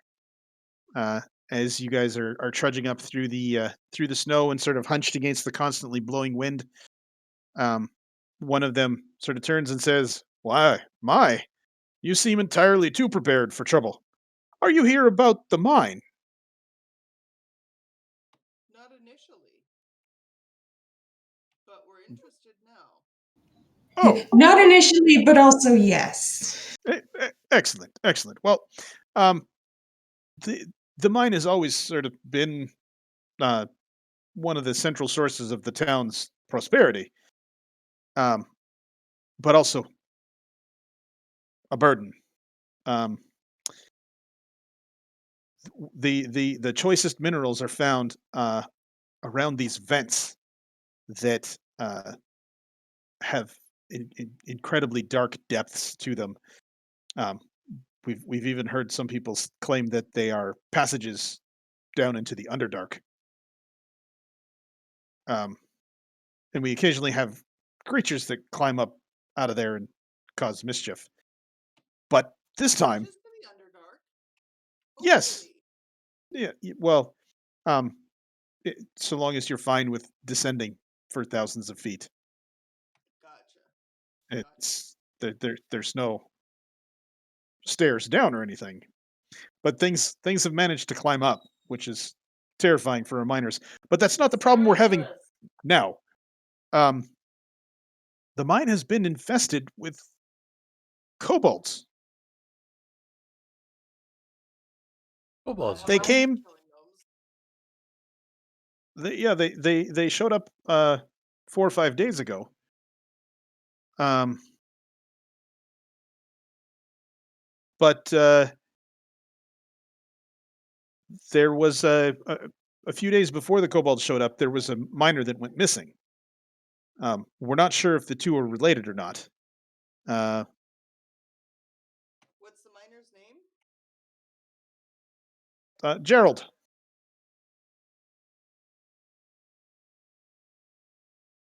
But he went missing, and the miners were talking about another. They were worried another creature had crawled up from the Underdark, and then the kobolds showed up. So we're not sure were the kobolds involved in the.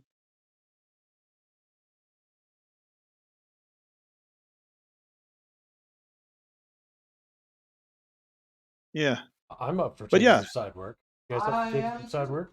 Can But we yeah. pop into the bar first, and then we'll pop to the mine? Which way is Absolutely. the mine? That way, and he Thank points you. off to the east. According to the map I just shared with you, there's a little arrow that says "to the gem mine." Ah, yes, I see it. I was too busy staring at the blue clam. Yeah, it's That's what mesmerizing. he said. I posted a link to which in the Discord general channel. You can see how pretty the blue clams are. Oh, I should have a look. Blue clams. Nice.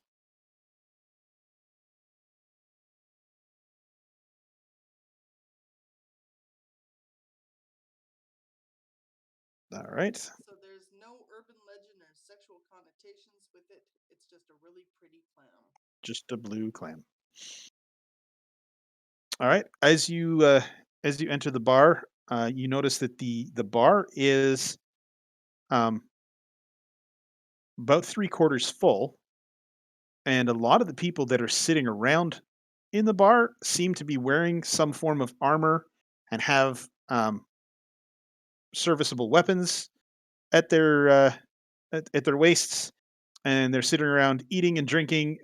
They seem quite happy. Well met, friends. They turn and raise a glass and say, "Well met." And a dwarven gentleman with a fiery red beard um, wanders over and he says, "Greetings. I am Oakthorn, leader of the militia here. Um, nice to meet you." hey, we hear we got some trouble in the mine. Oh yes, yeah. There's some kobolds.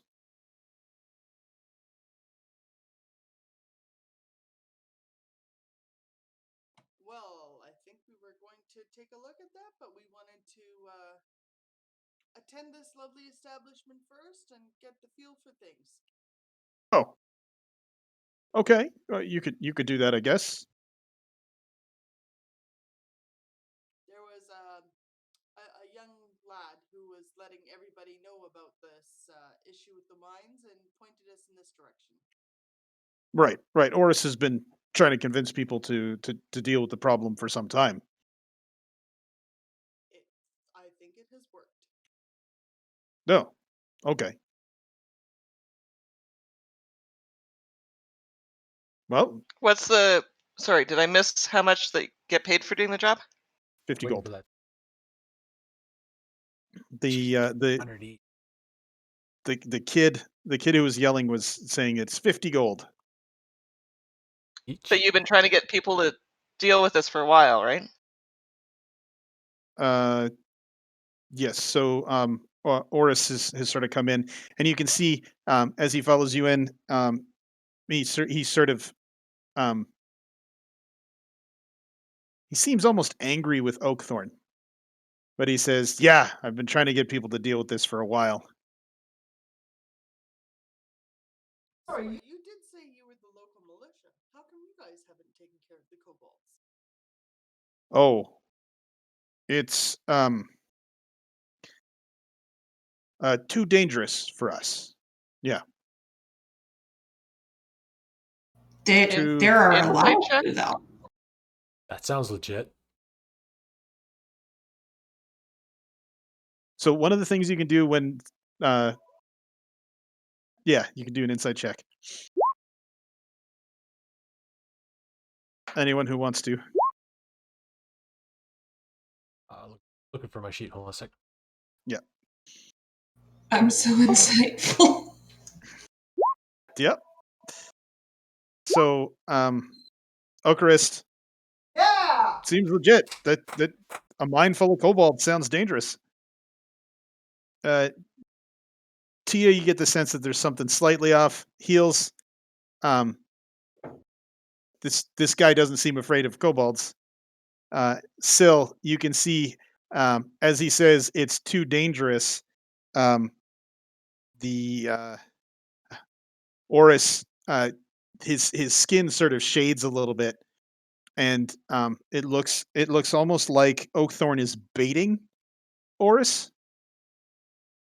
Like that comment is meant to sort of get under his skin, like he's sort of twisting the knife. Well, Got to give him an "oh really" face for that 21. danger Yep. or not, if the town's major supplier of income is the mine, and the town pays your wage, wouldn't it be better to take care of the kobolds so that way you can keep getting paid? I mean, I'm happy to Orkthorn do it. Orkthorn sort of leans over towards you conspiratorially, puts his hand over his mouth, but doesn't attempt to modulate his volume in any real way, and he says, "Well, we feel like if the town had competent leadership, things might be less dangerous. Oh, We need someone who understands the troubles facing a man at arms." I think we just walked into a missing You have context. somebody in mind, don't you? He sort of pulls on his suspenders a little bit. What could you mean? is there an election due soon? I don't know the local politics, the No. political system. And Oris says, an election can be called really at any time, but there's been no point. I've been speaker here for like a decade. My I almost inherited the position from my parents, who were speakers before me. Has there been anyone to run against you? Oh, yes, usually there's someone who thinks they could do a better job than me, but historically the town has stood behind me.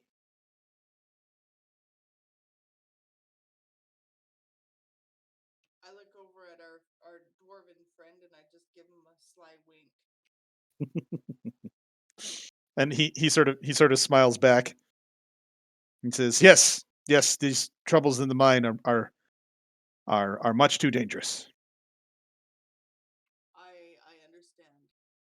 Well, I am happy to get paid and take a look at this problem and risk my life to help this town. Then Oakthorn sort of leans over towards you and he goes, 50 gold isn't a lot of money to risk your life for. And I look at him and say, "Oh, I thought it was 50 gold each." And I look Um, at the party and I'm like, "What do you guys think?" Oris sort of We've risked looks. our lives for this. Oris sort of looks over. He goes, "There isn't a lot I can do. The town um has been dealing with some fairly hard times. The 50 isn't enough." Well, what other hard times have you been facing? He sort of points up towards the sky and goes, "It's always dark." How does that affect gem mining? Yeah. It doesn't affect gem mining, but it does affect the price of food and drink. Um, we're not an incredibly wealthy town to begin with. Um, Your buildings say otherwise. They're quite beautifully ornate. We do good work. We value that things look nice, but as you can see, that it's simply um, good wood carving. That in With itself is time, worth. it's true, but with time, anyone could do that. Hey, Heels. It's a gem mine. So even if they only pay us 50 gold, we could probably get some gems while we're down there. Or they could pay I'm down for us that. some gems as well. Um, Preferably cut and polished. Yeah, like if they add some gems to the deal. Yeah. Or it says, you're more than welcome to keep anything you find in the mine. All right. What do you guys think? And I'm looking around to all of you. Yep. I'm totally gonna make myself a crown of found gems. You get the feeling that there's probably going to be some work required in finding anything of value in the mine, and he doesn't expect adventurers to decide that we should take a break from our adventure and mine for a few hours. He has no idea who he's met. Well, Yeah, this is the Do we person that tell was him? chopping down trees while we were looking for. Yeah, we took a break from our adventuring to do some logging. And trees. We cut Trees down are not as trees. sparkly as gems. That's true. I don't think the you promise did of taking whatever we find is good enough. I'm looking for some shiny sparklies, cash in hand. okay. So you see him sort of thinking deeply, and he says, "Okay, I can do something for you. I'll show it to you, but I'm gonna need to know that the mine is safe before I can give it to you." And he reaches into his vest pocket and he pulls out a small bag and he opens it, and inside is uh We have a new A my wife player, everybody. This is my wife turned Lily. into a dog. Inside it is a it almost looks like colored glass. Um, and had sort of an almost blood red hue to it. Hi, Um, Lily. and it looks like some form of a precious stone. And he says, uh, I can throw in this stone, um, worth approximately 50 gold on top of the 50 I'm paying." I'm okay with that. Are you guys okay with that? That, and if you throw in a night at the inn with some food and drink, because we're gonna want to get warm when we come back and cash in, head out. He says, "Oh, I'll do you one better. Um, when were you planning on heading to the mine?" Within the next hour.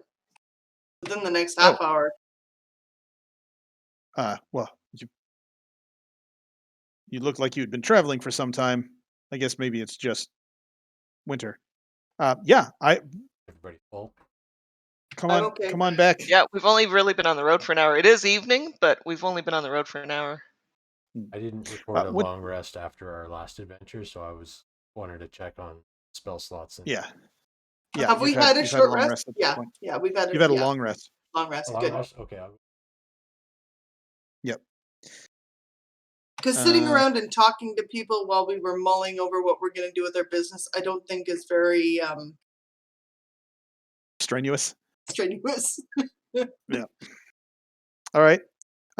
So yeah, he says, yeah, I'll arrange lodging for you at the East Side Inn. Happens to be on the same side of town as the mine is, anyhow, which will be convenient when you return from it. Excellent. We're traveling with Torga. If you run into any problems, just let her know.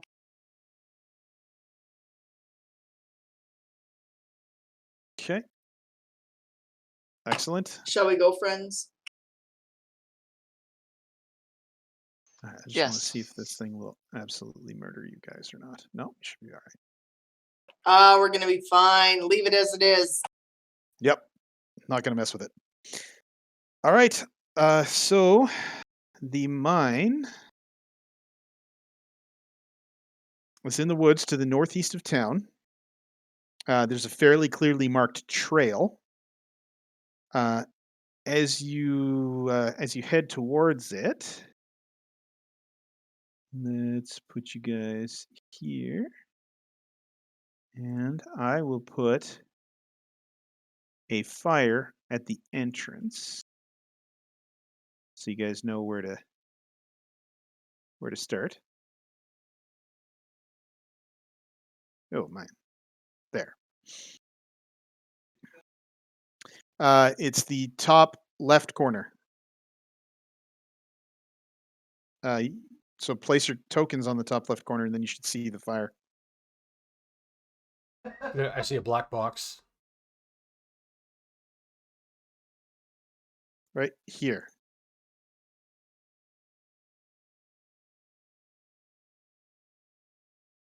Yeah. All we can see is that top layer. Yeah. I hadn't tried putting people on this map, so I didn't know how the opening would work. But yeah, there's some weird stuff happening there. But you guys can all see the room now, right? Parts of it. Yeah. Yeah, we're not seeing the whole room. We've got because you put the fire right at the entrance. We're getting light shadows. Okay. Let me just finish my narration. I Can I looked step at in a little you. bit? Yeah.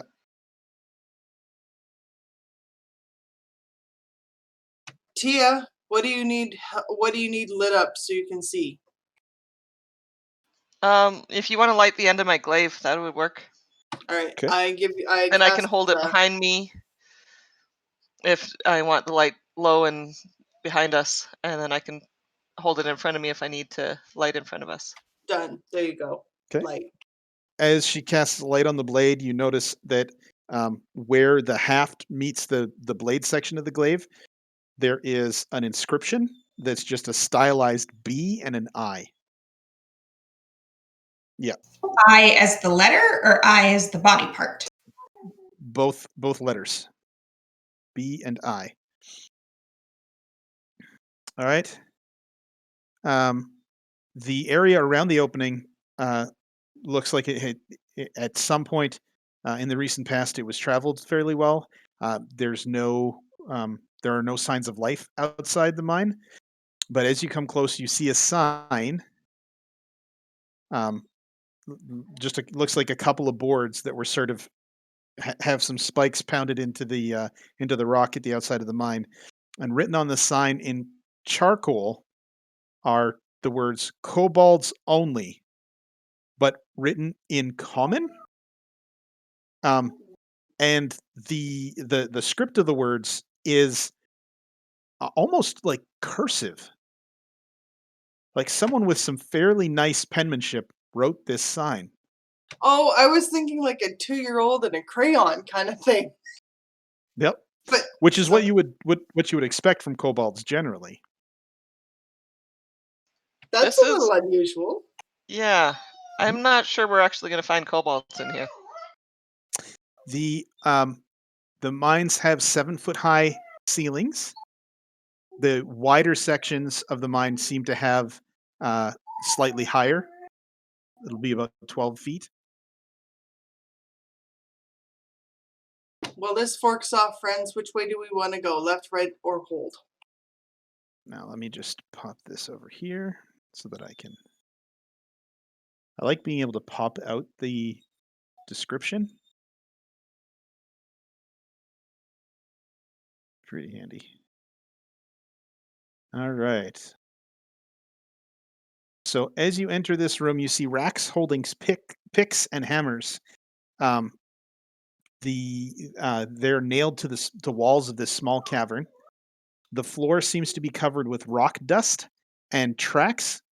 What are obviously sort of boot tracks that you imagine people would leave, and also some kind of strange almost bird-like tracks. Heels, you have a pick. I think we'll need this later on, and I don't want to have to go and borrow something later on.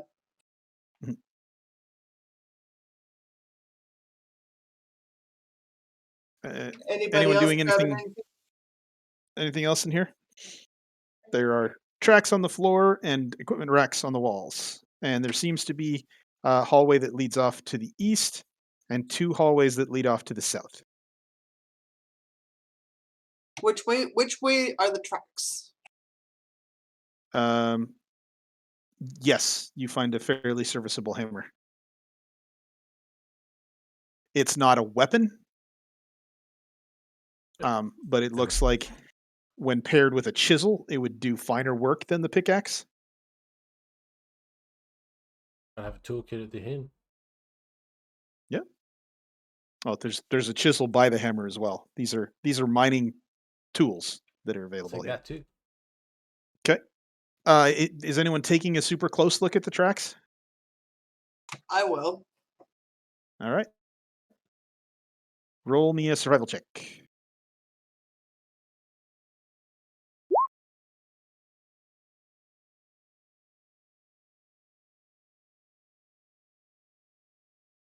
It's gone? Okay. Trisha's having an arm cramp thing going on. All right. As you examine the tracks, you find that there are definitely humanoid tracks. You imagine that left by the miners. There are some reptilian tracks, the kind of bird-like tracks. These are feet with little claws on them. And then there are some strange tracks that look kind of marsupial, but they're wherever that you find those tracks, um, on the ground behind them, it looks like maybe this thing was being chased by some kind of snake. Eonti? And I point and look. I'm like, Eonti?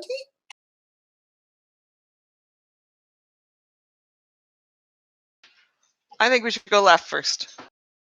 Let's go left. Okay. All right. As you head into the dusty cave over here, That's right, Tia. Not left. well, no, that's her left if she was facing south. Ah, okay.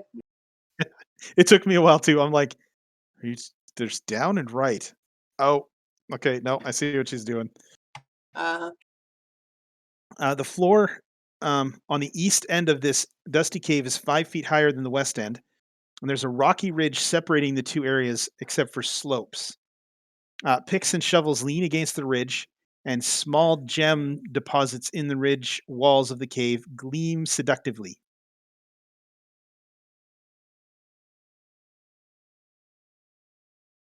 interesting. It's kind of pretty in here. Mhm. I'm gonna hold out for something bigger. But there's nothing. This is kind of a dead end, friend. I'm gonna slowly just Is it? walk around up here. Wasn't this away here? Looks like it looks like if you were to, you could probably chip away here and find some of the gemstones that this mine is famous for. We can always come back and do that. Yeah. Is But is this a different exit? Like this is an exit, right? Yep, that's yes, another but up exit, here, yes. but up top, I mean, it's a dead end. Oh, okay. Yeah.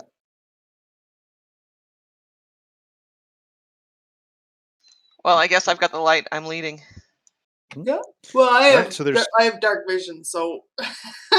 there are 2 ways to go. You could continue off this way or the way that you're headed. I sort of expect to stay left. So. That works Oh, good.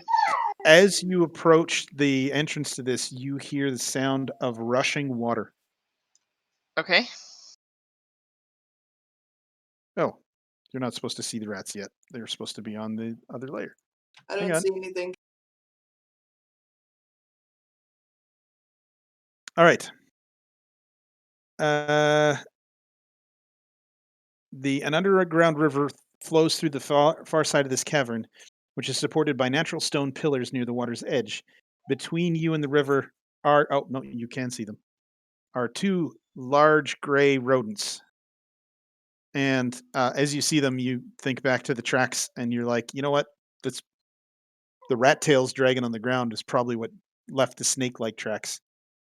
And as Interesting. you come in, roll initiative because they are hostile. You mean I can't pet them? You can if you'd like, but that will be your action. I don't want to pet them. Okay, and now let's get back to the right level. Yeah. Giant rats.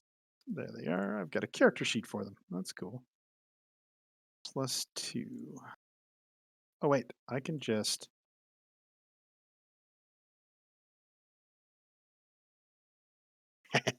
That's so cool. All right. So as you come into the cave, Tia, what's your dex? Syl, 3. You can see in our rolls, you have a 2 beside your name, and I have a 3, or beside your initiative, I have a 3 beside my initiative. Ah, okay, gotcha. and Yep. the tool auto sorted you based on Dex as well because it put Tia above you, which is nice. Yay for Roll20, who are not sponsoring us. All right, Yay. Syl. They're threatening us. Yep, they definitely look like they're about to attack. Approach.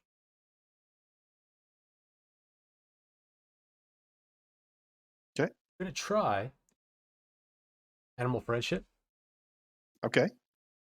Is that a spell, or you're just using No, it's animal handling? It's innate spell casting. Okay. I thought it only worked on snakes. Oh, you're right. Never mind then. Craft chat. Spell list. Then we're going to swing the warhammer. You make friends with the rat's tails.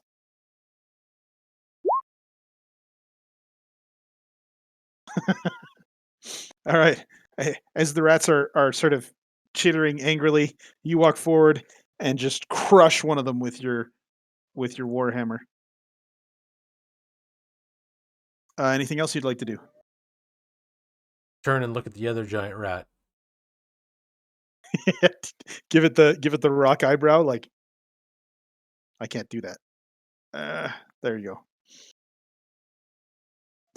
Okrist, your turn. Yes. Where's my spell list? Dang it. Uh-huh. I'm going to bend over and pick up a sparkly rock. That takes a spell slot. What? Oh, can I just like Catapult? run up and stab it? Yeah, you could just run up and stab, or you could yell at it. You have cantrips and stuff. That's true. I think I shall just stab. But yeah, considering your paladin just one shot this. I can't see where it is. Where are you? Oh. Do you see it now? Yes. Yeah, because you were in the wall. I did the stab. The stabby stab. Yeah. So you run forward and skewer this thing. That's 10 experience for all of you. My. 2 rats are dead.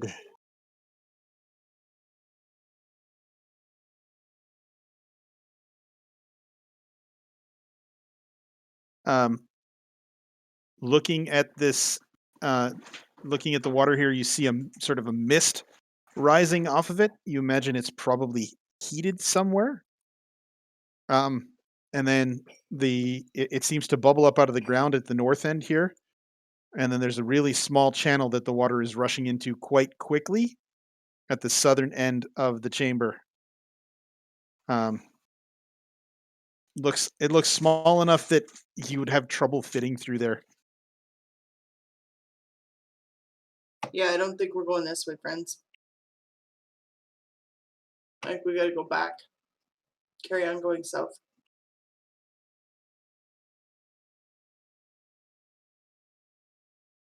Well, if we can't fit, we can't fit.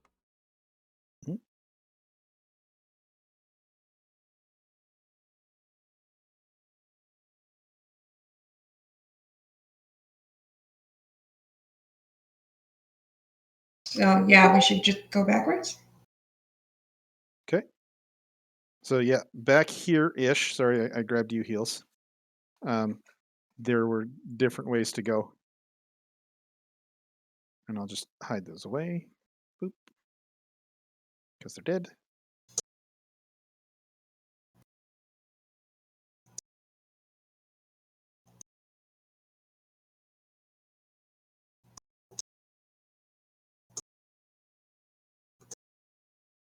All right, I'll keep going south. Okay. Sounds good. All right. As you guys enter the next sort of larger room, you see benches and tables that are set up as workspaces. And on these tables is a bunch of sort of gravel and such. And gravel and pebbles are strewn across the ground. Scattered across the floor are a few hammers, picks, and broken lanterns. And you sort of see around the room signs that this room was evacuated in a hurry. Oh, are there some gems laying, like dropped under the ground or something? Where if it was a hurry, was something missed? You look quickly around the room, and you find amongst all the strange rocks um, a what looks like a dog. Looks like somebody carved some rock into a dog, and it has two tiny tourmalines for eyes, two little tiny gem eyes. Looks like this was probably made by one of the miners. Um, he'd mined out some gems that weren't really valuable, and he's turned it into a piece of art. You imagine this is worth approximately 10 gold.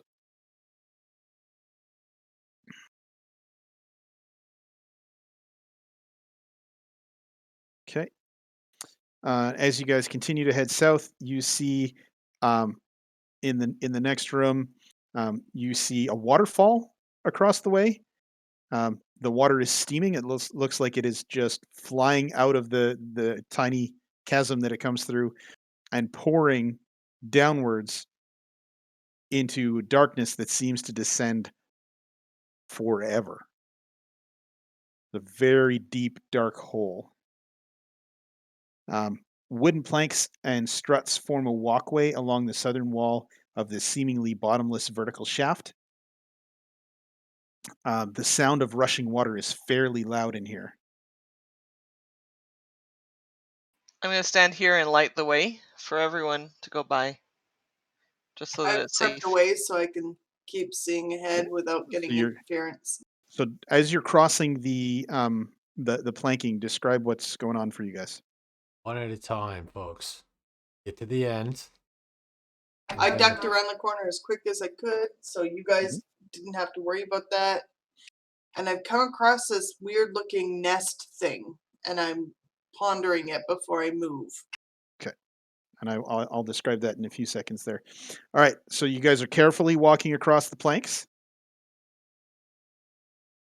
definitely. Yeah. Very, Okay. very careful. No dawdling and gently. Okay. Give me perception checks as you walk across, please.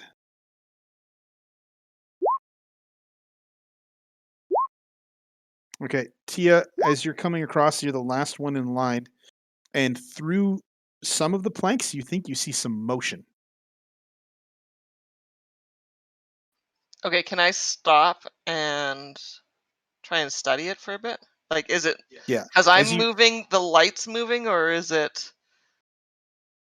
no, as you look down through the planks, you see underneath two weird looking like lizard creatures, and each of them has like a saw, and it looks like they're weakening the beams that hold this bridge up. Can I?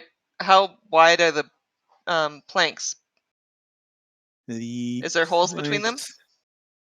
planks. Yeah, there are some gaps. Can I use my glaive to poke down between them and either like try and scare these guys off, or hurt them, or poke them off, or something? All right, so you line up carefully and give me an attack roll. Didn't go well.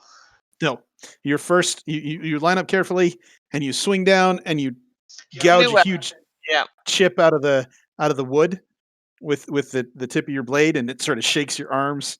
Your arm goes numb, almost like you were moving a lot of your grandma's belongings, and now your arm doesn't work properly.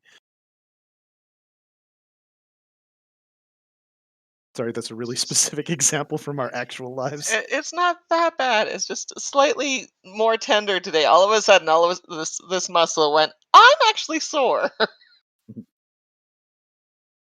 Okay, so you guys hear from the other room a loud sort of chunk noise as she gouges a chunk of wood out of the thing. Are you going to take another swing?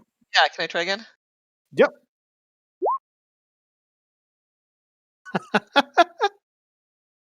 This brand new weapon that you've trained with before, but you're not familiar with this specific weapon.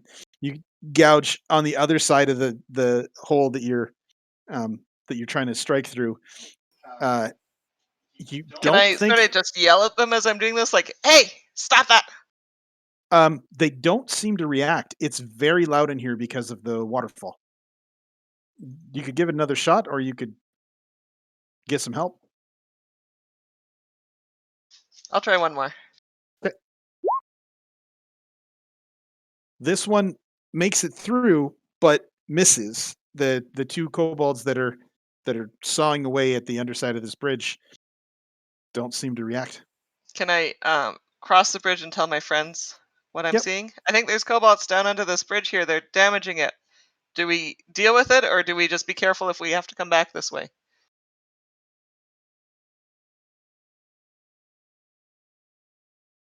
Can you see them? Deal with it. Oh, Can't I see may need them. some help. Oh, but we were trying to do one at a time on the bridge. We don't want to all pile it onto the bridge to Especially not if they're weakening it. bottlenecking it. All right. So do you head back out and take another couple swings? I guess so. All right. Give me 2 or 3 swings as you try to get these guys. Those are a little better. The first one, as you get back out there, having told your party there's a problem, you slash through and chop one of the kobold's heads off, and it Wow. falls into the hole. Your second one, you just sort of jam it around against the other side, and you just sort of slash the other kobold on his leg, and his leg sort of slides off, and you see him sort of react like he's startled. One of the hands that was holding the saw drops the saw and tries to grab. The other hand slips. The other foot slips till he's hanging by just one hand. And then you imagine if it weren't so loud in here, you would hear a Wilhelm scream as he sort of falls away into the darkness. You're pretty sure that they are dead, All right. which is another 10 experience to everybody. Good work. As you come into this next small room here, you see a wooden pulley system has been constructed around a large hole in the floor. A bucket big enough to hold a humanoid is held up by a thick rope. 3 alcoves next to the lift contain wooden boards and mining equipments. It looks like this would be used to lower people to another level. All right. Let's finish this floor first before we go down a level. What do you think? Roll me a quick intelligence check. I think this is a dead end in here. Yep. So it's either down or nothing. Yeah. Back to the beginning. Yeah, you get the feeling that the beginning connected up to another passage, and that you've fully explored this level. Oh, really? Yep. Let's go down. Okay, bear with me. I'm going to move you guys Okay. because it's kind of counterintuitive as to where you end up. All right. Yeah, take your time. Yeah, actually, if we could take a minute. Sure, I'll grab a drink too. Sure. Be right there. Can you just top this up and bubble it? Actually, I'm gonna dip away as well. All right. So if you're watching, we're taking a break. Be back soon.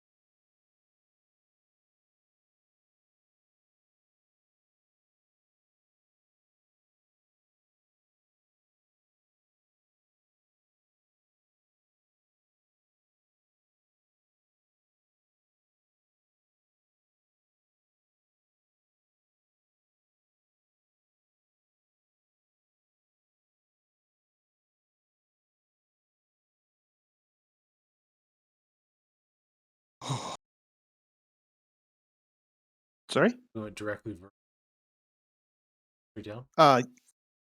No, you're on the northeastern side of the map now. You went straight down, but it took you onto a different part of the map.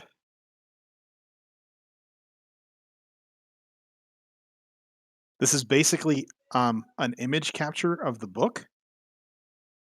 And so if you're looking at the whole thing, you can eventually make sense of it. But if you're actually trying to use it to wander around, it's kind of hinky. It took me 3 or 4 reads to be like, okay, what goes where? It's part of the reason why for the seller I have the little arrow drawn because I'm like, yeah, clarity is important.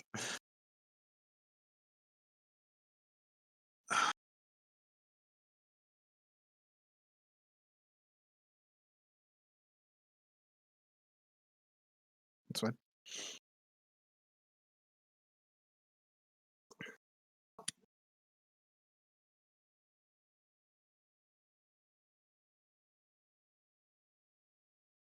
Let there be light.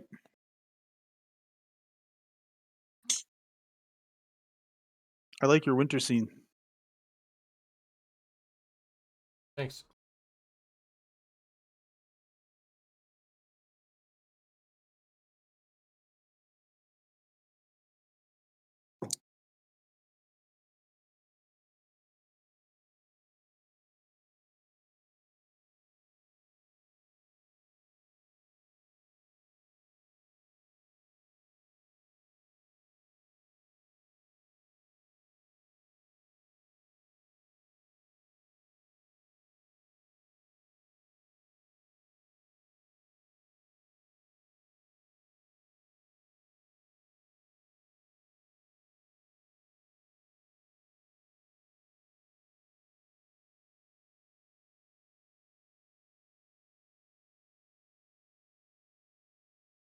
It's interesting what these caves do to your guys' sightlines, huh?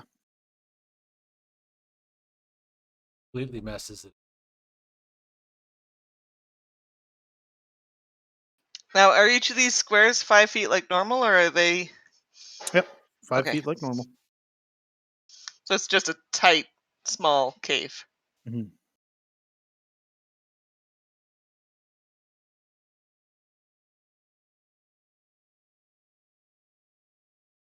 And there's looks like there's 2 directions to go from here. Yep. Sort of a northern one and a western one. Sorry, I was distracted by the sheet music. Have you found our Easter egg yet?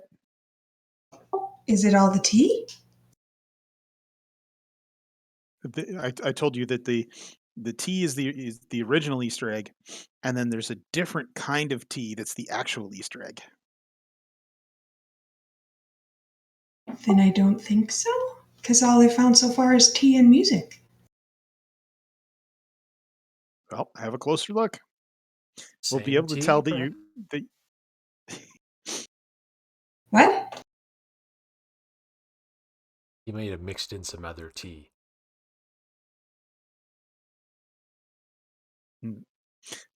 We'll be able to tell that you've actually sorted through the music when you tell us you found the Easter egg. Okay, I'll keep that in mind. I expect it to make you laugh. Make me laugh. This almost made me cry. She has so much of the Shermer's books. Oh, Sure. Those are expensive. yeah. They're not and Catherine's. They're now mine, and I've got at least 6 of them here. Carissa, I do have some books that are for alto. So, yeah. I've got a selection because Grandma is a mezzo soprano. I'm a mezzo. I have the range. I tend to stick more to the true soprano, but either way. You have the 8. I don't want to. Oh, and there's a whole book I was going to talk to you about that is literally just called Duets for Sopranos and Altos. Yes, please. While I was packing it up, I found the Seaman's Shanty, which was one of the songs that Grandma had me learn for one of the competitions, and I was like, "Oh, that's old school. Blow the man down." I just saw that one and I was like, why do I remember this song? Because you sang it. Also, To me way, hey, blow the man down. was that the year Now you won? please pay attention and listen to me. Which what? Was that the year you won? Technically, I won both years. Did I tell you? So, one of the times I was talking with grandma recently, um, she told me because I won the first year and I got the prize and I bought the puppet. I remember Right. Joe. The next year, I went back. We still have Joe. Yeah. The next year, I went back and I was pretty sure that I had knocked it out of the park, but first place went to a different girl. And I was like, but she sucked. Like, I was way better.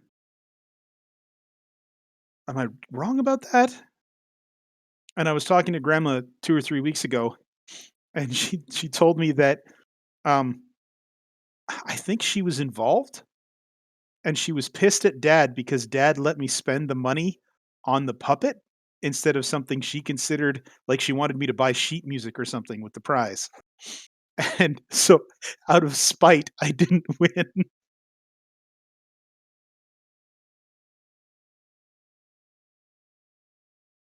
It was more let some other people have the opportunity to win sort of thing. Was the argument? Was it the girl needed the win more than Phil did? Yeah. It's a What very it's competition? Wood River Music Festival. yeah. Yeah, Grandma used to adjudicate for it. So for the first couple of years we lived in Alberta, we both sang in it until she stopped adjudicating. I've only done Kiwanis, and I only did Kiwanis once. Yeah, Wood River is a lot more fun than Kiwanis. And it's at a school, right? Or it was? Yeah, it was in a school gym, and you had like the full audience. You didn't have just like 4 or 5 people sitting alone. Unlike my girls' recital this year, which was them and the music teacher and me as the entire audience. Yay for COVID. All right, but I think we're all back. I can say that the recital this year was a real crowd pleaser. The entire crowd went home happy.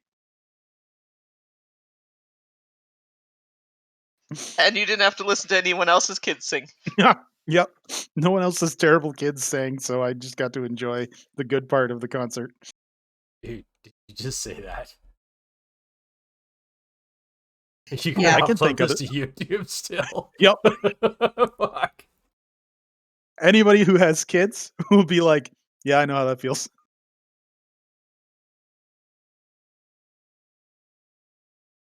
You guys, have you been to any of the kids' Christmas concerts? I went to the Little Mermaid. Yeah. Yeah.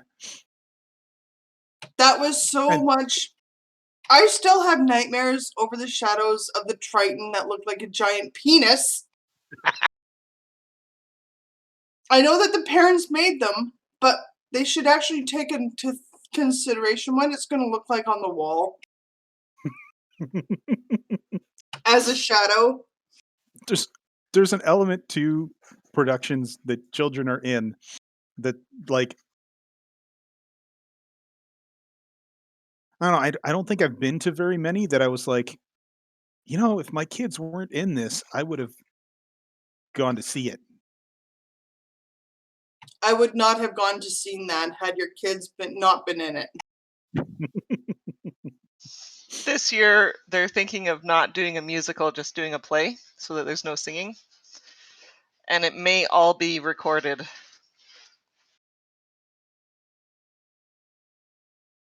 I Which don't is know though, because they haven't had auditions or anything yet, so I don't know what's going on. and it's kind of sad because the kids' school has a pretty reasonable music teacher. Like, given that basically He has all of the kids in the school hostage as part of this thing. So there's no real tryouts or anything except for some of the more major parts. He does some pretty good work. I don't know if he's got the skill set to make a movie though.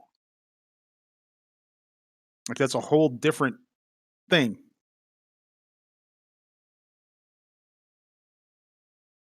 But are we trying to be done for 6 still if Steve's not here?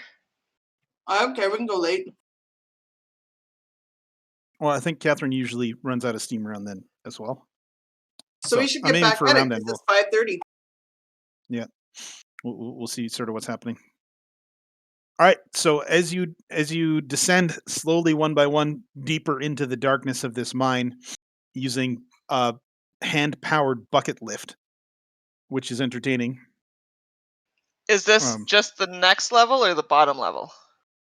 This is just the next level down. Or we could go down further from here? No, the bucket hits the bottom of the shaft here. Okay, that's what I was asking. Yeah. And you don't know. You haven't explored the rest of the mine, so you don't know if it continues downwards or not.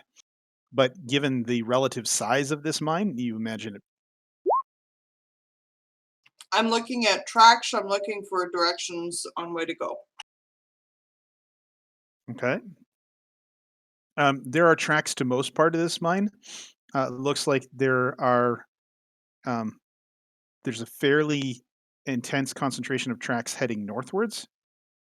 I moved you to the northeast, Catherine. Yeah, I didn't see that. Yeah, no worries.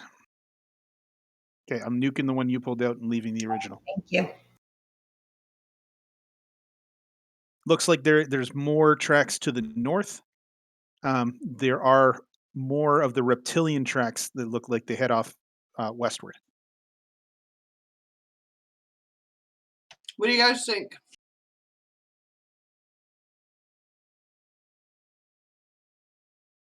Rid of the first two.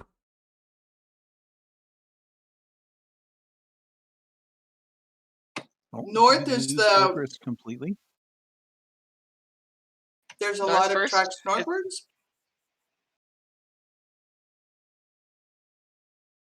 Yeah, we've Mhm. lost her completely. I pulled her back out. No, she was underneath. She stepped down underneath Ocarus. Or underneath Heels. See, her name's there. Oh, okay. Never mind. Oh yeah, I see it. All right. Okay. As you guys head northwards into this room here, there is a hole in the west side of this chamber that opens up into that central shaft that lets in the sound of the waterfall. The floor on the north end of this cave is 5 feet higher than the south end, with a rocky ridge separating the slope on either side, leading to the top of the ridge. The walls above the ridge gleam with gem deposits.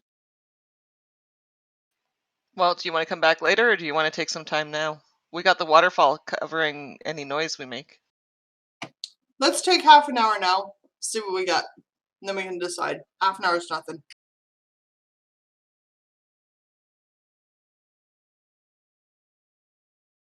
I'll guard the entrance while they're working. Okay.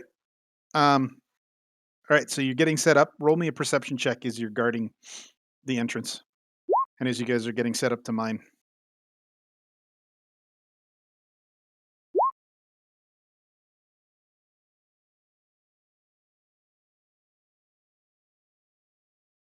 Okay. And Okrist, are you with the party or are you down the? Okay. Okay. And I'm just waiting on a perception check from Okrist. Sorry.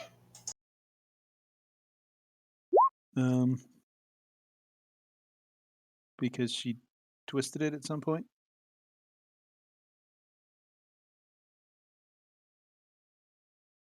What?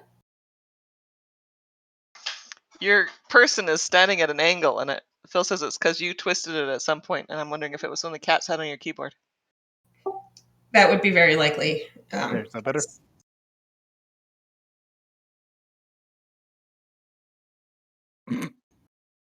Yes. Heels takes a nap. I All right. am looking at where that pile of gems are in that corner, and that's what I'm doing. As you're looking around, you look down, looking at piles of dust and rock, and you look up, and I'll take initiative rolls from everybody, please. Heels, you're the only one who sees this tentacled monstrosity lowering itself from the ceiling. It's got a beak, almost like a chicken. It's almost kraken-like. It's got all of these tentacles and a beak, and it looks like it's dropping down right over top of Okarist. I yell, "Incoming! Move, Okarist!" Okay, now I got to go back and get the sheet. Okay, and all right. And So I need sadly, one this more. afternoon snacks are only celery and carrot sticks. Darn it, healthy No food sucks. sponsoring. Yep. Sponsored by Alberta Farmers, if you're interested.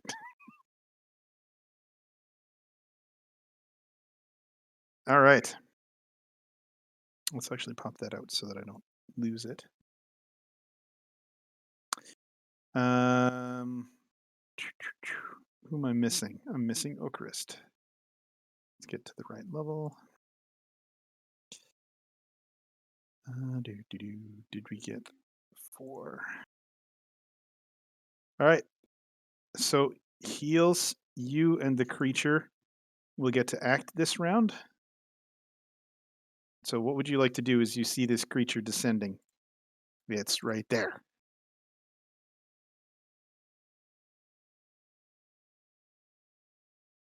I am going to cast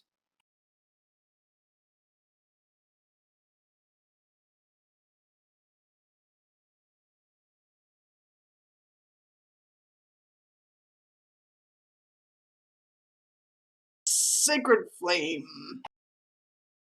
Okay. It's got to make a spell save. Dexterity saving throw. It fails.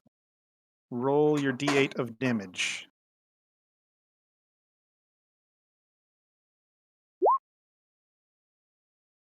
So as this Radiant. creature is descending, you reach out, channeling holy power, and a butterfly lands on one of the creature's tentacles and catches fire.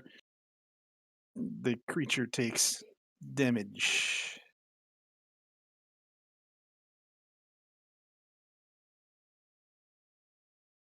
And it is going to make some attacks against Okarist. First attack is going to hit. Okarist suffers. Endlessly. So a tentacle flies down and wraps around Okarist's neck, dealing 11 points of damage. And I need a con save, please.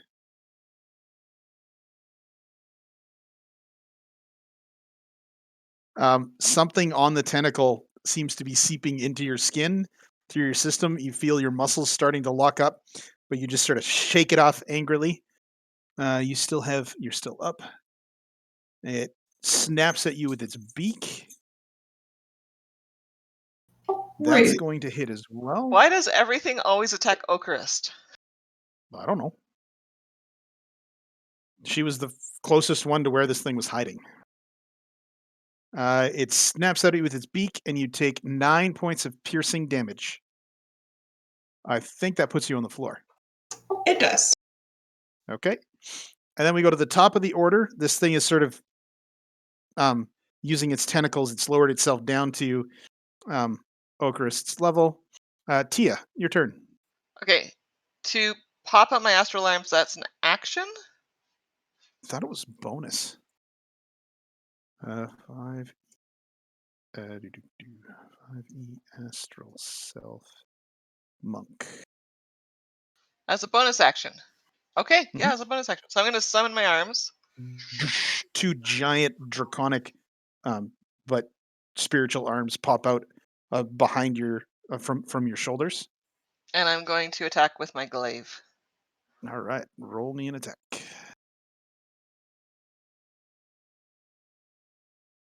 All right. So with your new glaive, you've got some reach, and you slash up at the creature from where you're standing, dealing 5 points of damage. Okay, so that's my action and bonus action. Yep. Heals. Your turn. Syl, you're on deck. I see Okrist hit the ground, and rolling my eyes, I cast Healing Light. Just 1d6.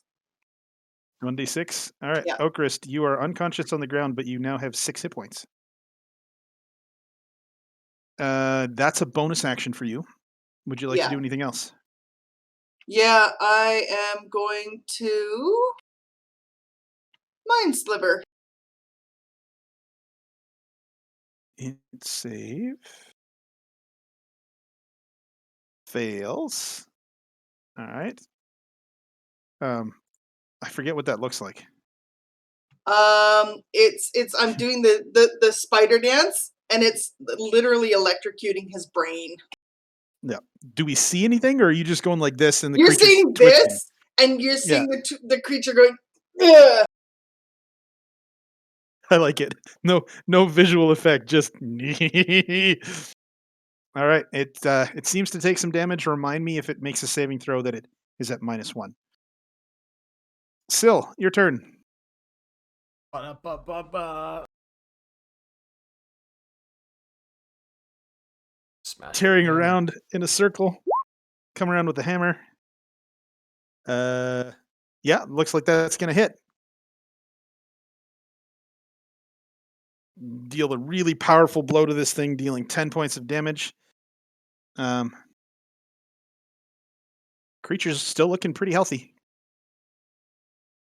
Anything else you wanted to do?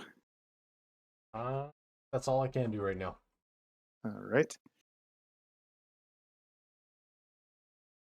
The Grell is 1 and 2. It's going to go for Syl.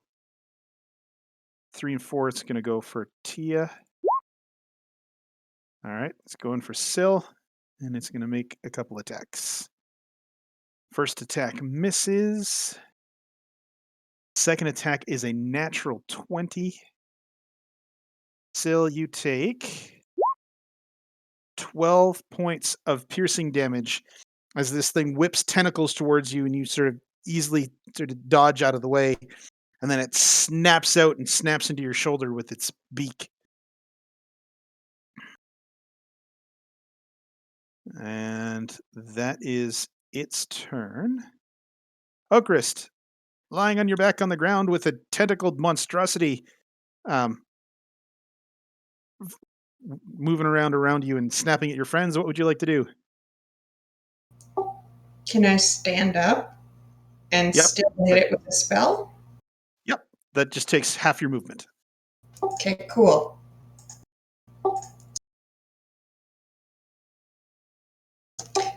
To sear to the core, there is no depth too deep. I am the tinder.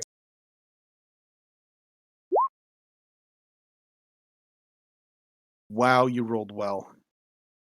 All right, that is a dex save. Fails. I'm assuming upwards where the creature is. I technically wouldn't even have to get up to do this. Nope.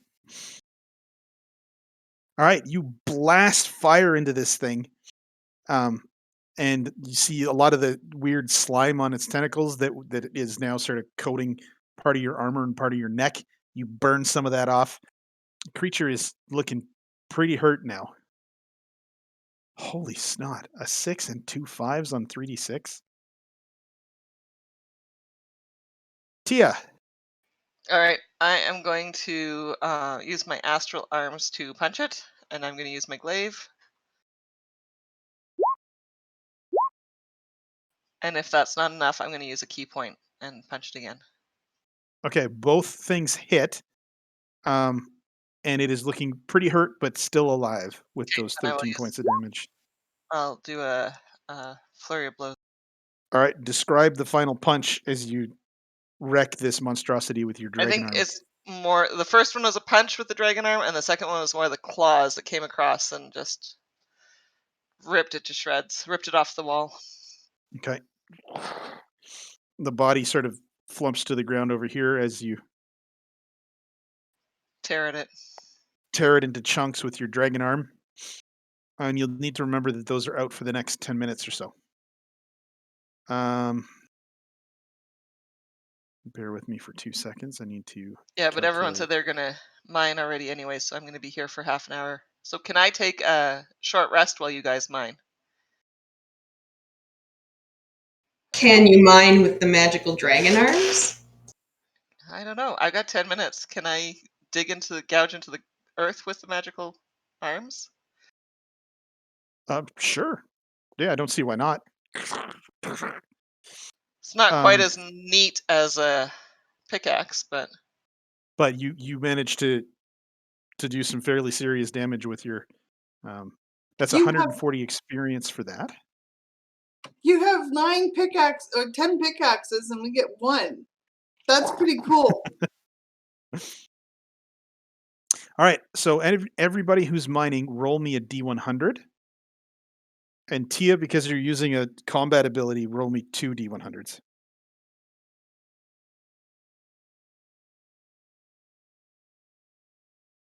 Okay. All right, Tia, you find you pummel a large section of stone. There are tiny little gemstone chips, but nothing of value. And then as you're pummeling away, you find tourmaline the size of an acorn, and you imagine it's worth about 10 gold. Syl, you're chipping away. You don't find anything worth keeping. Heals, same for you, and Okrist, the same for you. But definitely, there's a concentration of gemstones here. You could keep going if you wanted. how long Uh, did You that just take? want Was that that just the takes 10 minutes? an hour. Because I only have my arms for 10 minutes. Yeah, but you were able to clear a large portion with your arms, Okay. and then you'd be down to a pickaxe like everybody else. Can I? Oh, so I would have had to use a pickaxe after that? Actually, probably not, because you use your fists as weapons, so you could probably just do some monk fist training and punch the walls. I was thinking of spending some of that time having a short rest while they were once I found what I was looking for, while they Mhm. were You working. guys could take a short rest now. Sure. all right. Because Okarus could use some healing and so could Sil. Whoever doesn't want to Just take a short rest before, can mine again. yeah, just before we take a short rest, this is going to Okarist. Another 6 points. Do you get those back on a short or long rest? I get them back on a short. You get another dozen hit points. I rolled you 3 6s. That was pretty cool. Nice. What's your hit point max? 18, so 18. I'm back at full now. Awesome. Put her at full. Okay, I'm going to take a short rest. I'm going to stop mining because I found this is bunk and gems are Okay. garbage. So T is taking a rest. Okrist, you don't have to take a rest. So you can roll a D100 if you want to keep mining.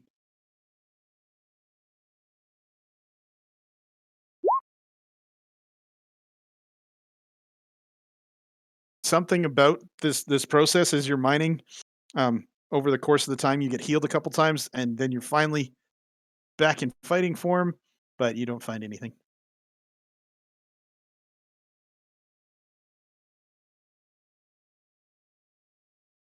All right. So it's been about 2.5 hours since you guys came into the cave.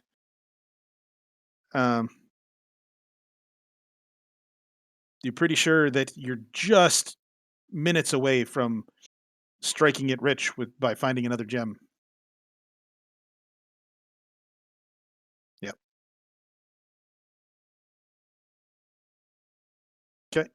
That was more for me as a reminder. Yeah. All right. Tia says, "Let's go, guys," and leads off to the south. All right, gonna follow.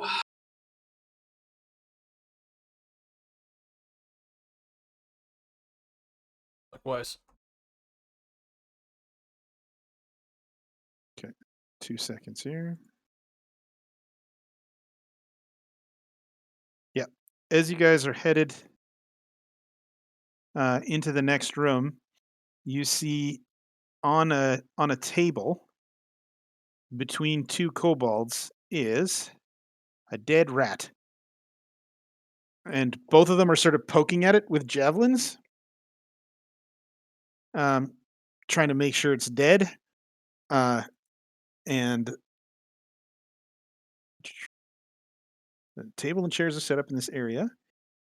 As you enter the room, the kobolds screech loudly and start charging towards you. Let's get initiative rolls just to see if they get a turn before you guys kill them all.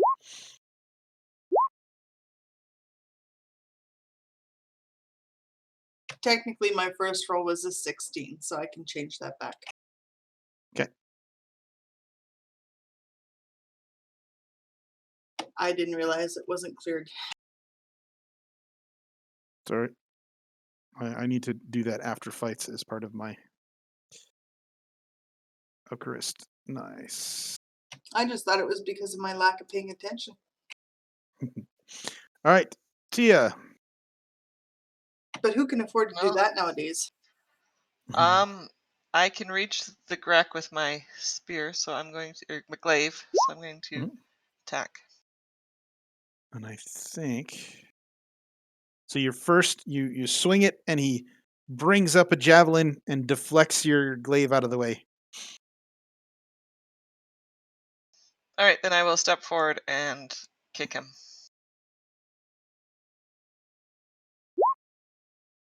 You step forward and kick towards this guy, and you catch the corner of the table, and the table spins violently, but you do not hit the kobold.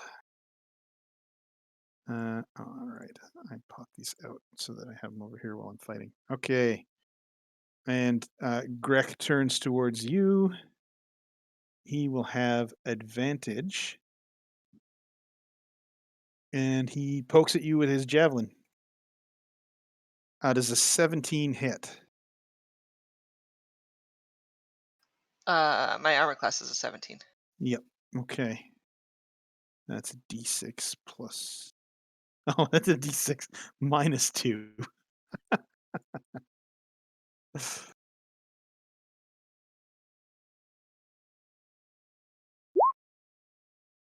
All right, so minimum damage is 1. So he hits you and deals 1 point of damage with his javelin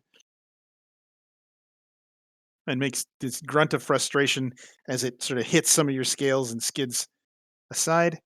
The other guy hops up on top of the table here. I'm just going to move this rat out of the way. Hops up on top of the table and tries to stab you with a knife.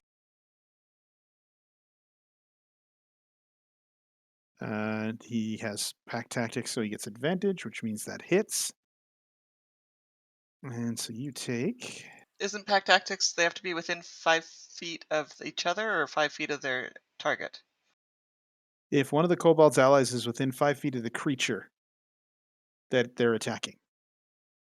Yeah. But they're within 5 feet of both. So. Yeah. So they're good. You take another 6 points of piercing damage as it stabs you with its knife. And that is the 2 kobolds. Heals.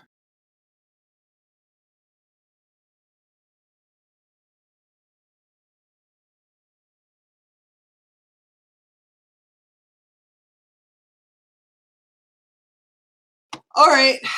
I've never done it before. Let's try an Eldritch Blast. Eldritch Blast. I think Why you roll my an damage attack roll. Yeah, I don't know why this is showing up the way it is, because it's not rolling the way it used to roll. It should be you should have an Eldritch Blast in your attacks.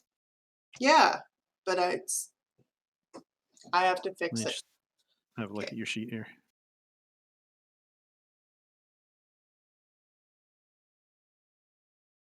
But I just added. Oh, I know why, because I haven't added it in the attacks yet. That's why. Yeah. That's why. Yep. Okay, fine. Yeah. So if you pull it in there, and at this level, you just get one of them. Yeah, it's still a cantrip for me. Yep. But once you hit level 5, the single cantrip casts 2 beams. Yeah.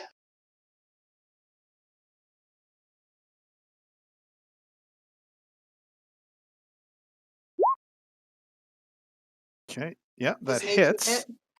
hit? Yep, and roll me a d10 for damage.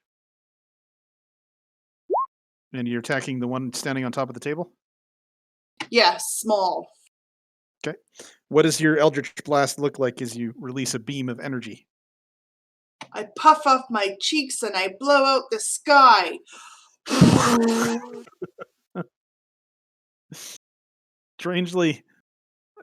Strangely draconic looking move, but yeah, there's this beam of energy that fires out of your mouth. It's bright. It's almost like you can hear sunshine. Smashes into the creature. Ocarist. Yes.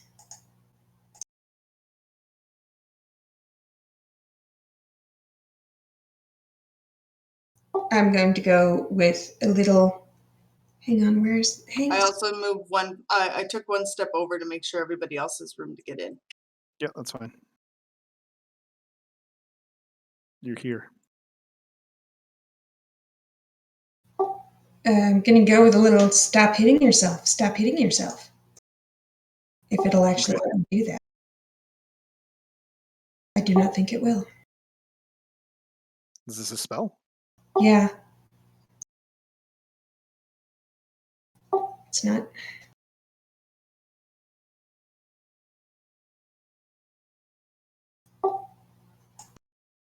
Do the clicky, it no worky. Never mind. I'll do one of the ones that I have over here.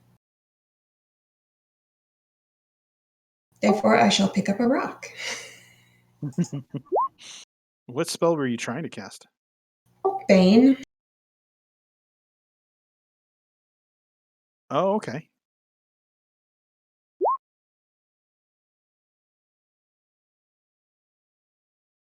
So Bane is they get a minus D4 for attack rolls and saving throws. Yes. You see that? Okay.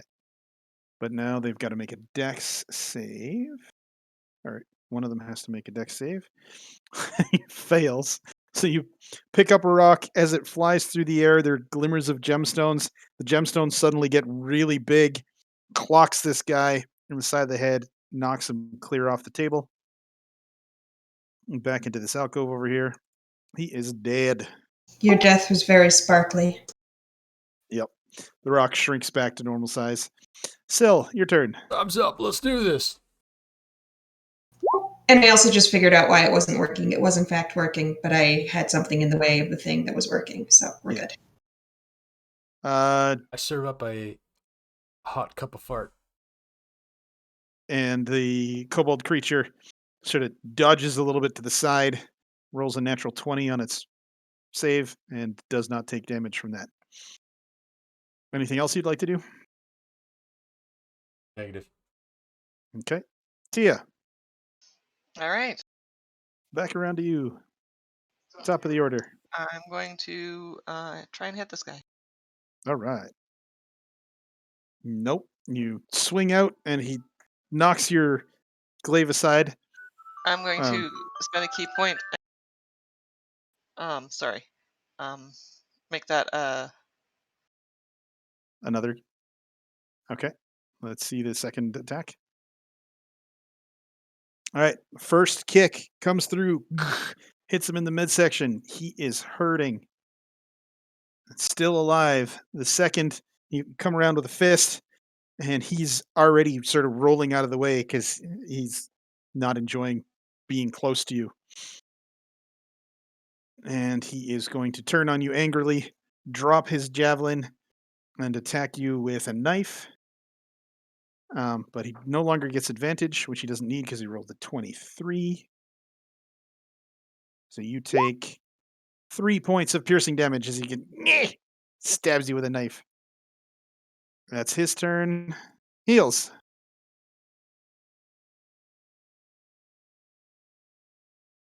Well, I liked how the first time this went off, so I'm going to cast the Eldritch again.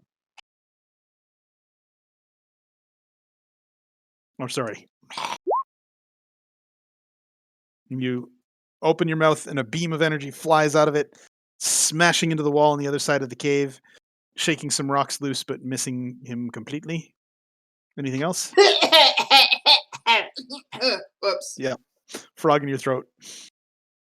Little froggy arm waves. That damage was awesome, though. Yep. Ocarist. I think I shall run and stab a dude. All right.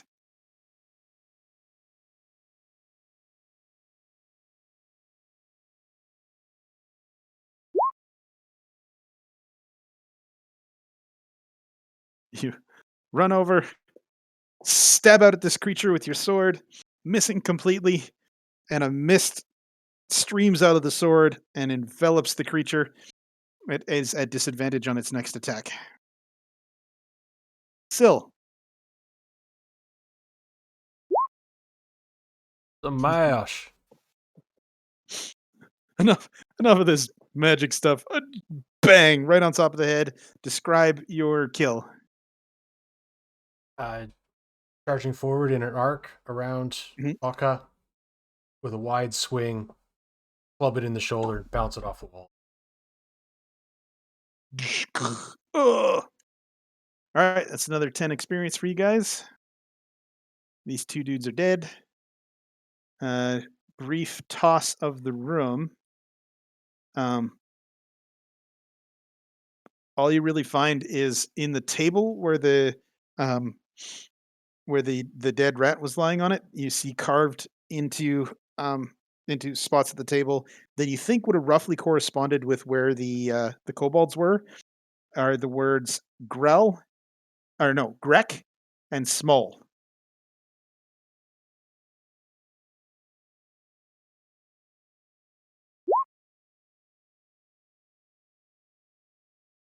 Well, this must have been Grecken Small's room.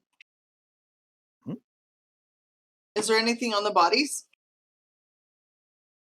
They have really bad daggers, and each of them had a javelin. Nothing here, friends. Javelins are in surprisingly good condition considering who had them. It was 10 or 100. Just 10. Chris, I'm questioning. Did she get the last set? I got the 140. There was What a do you 10 have? before that. Yeah, there was. Because I'm at 370 as well, or 100, Oh, 1,370. That explains it. I missed the 140. Okay. So are we at 1360 or 1370? Because I had both the 10. There was two different 10s. I got the 140, and then this This 10. is the third 10. So Three tens. Yeah, in total. okay, so when I add 'Cause the you fought- 140, I'm at 1370. All right. Same. That's where you should be. Okay, cool. I may have pushed cancel instead of accept on the last 10, so that could be why. Yeah. Oh, thank you. I appreciate it. I missed chunk. Yeah. All right. The tunnel to your north slopes downwards. And you can sort of see it curling out of sight in the distance. And are you still good, Catherine, or do you want to call it here? Because it is 6. If we could call it, that would be great, because, yeah. Sounds good. Trisha's going to start a fire here. So, all right. Woo! See you guys next week, 2:30. Bye. Yes. Dodger. Bye. I hope things are going better.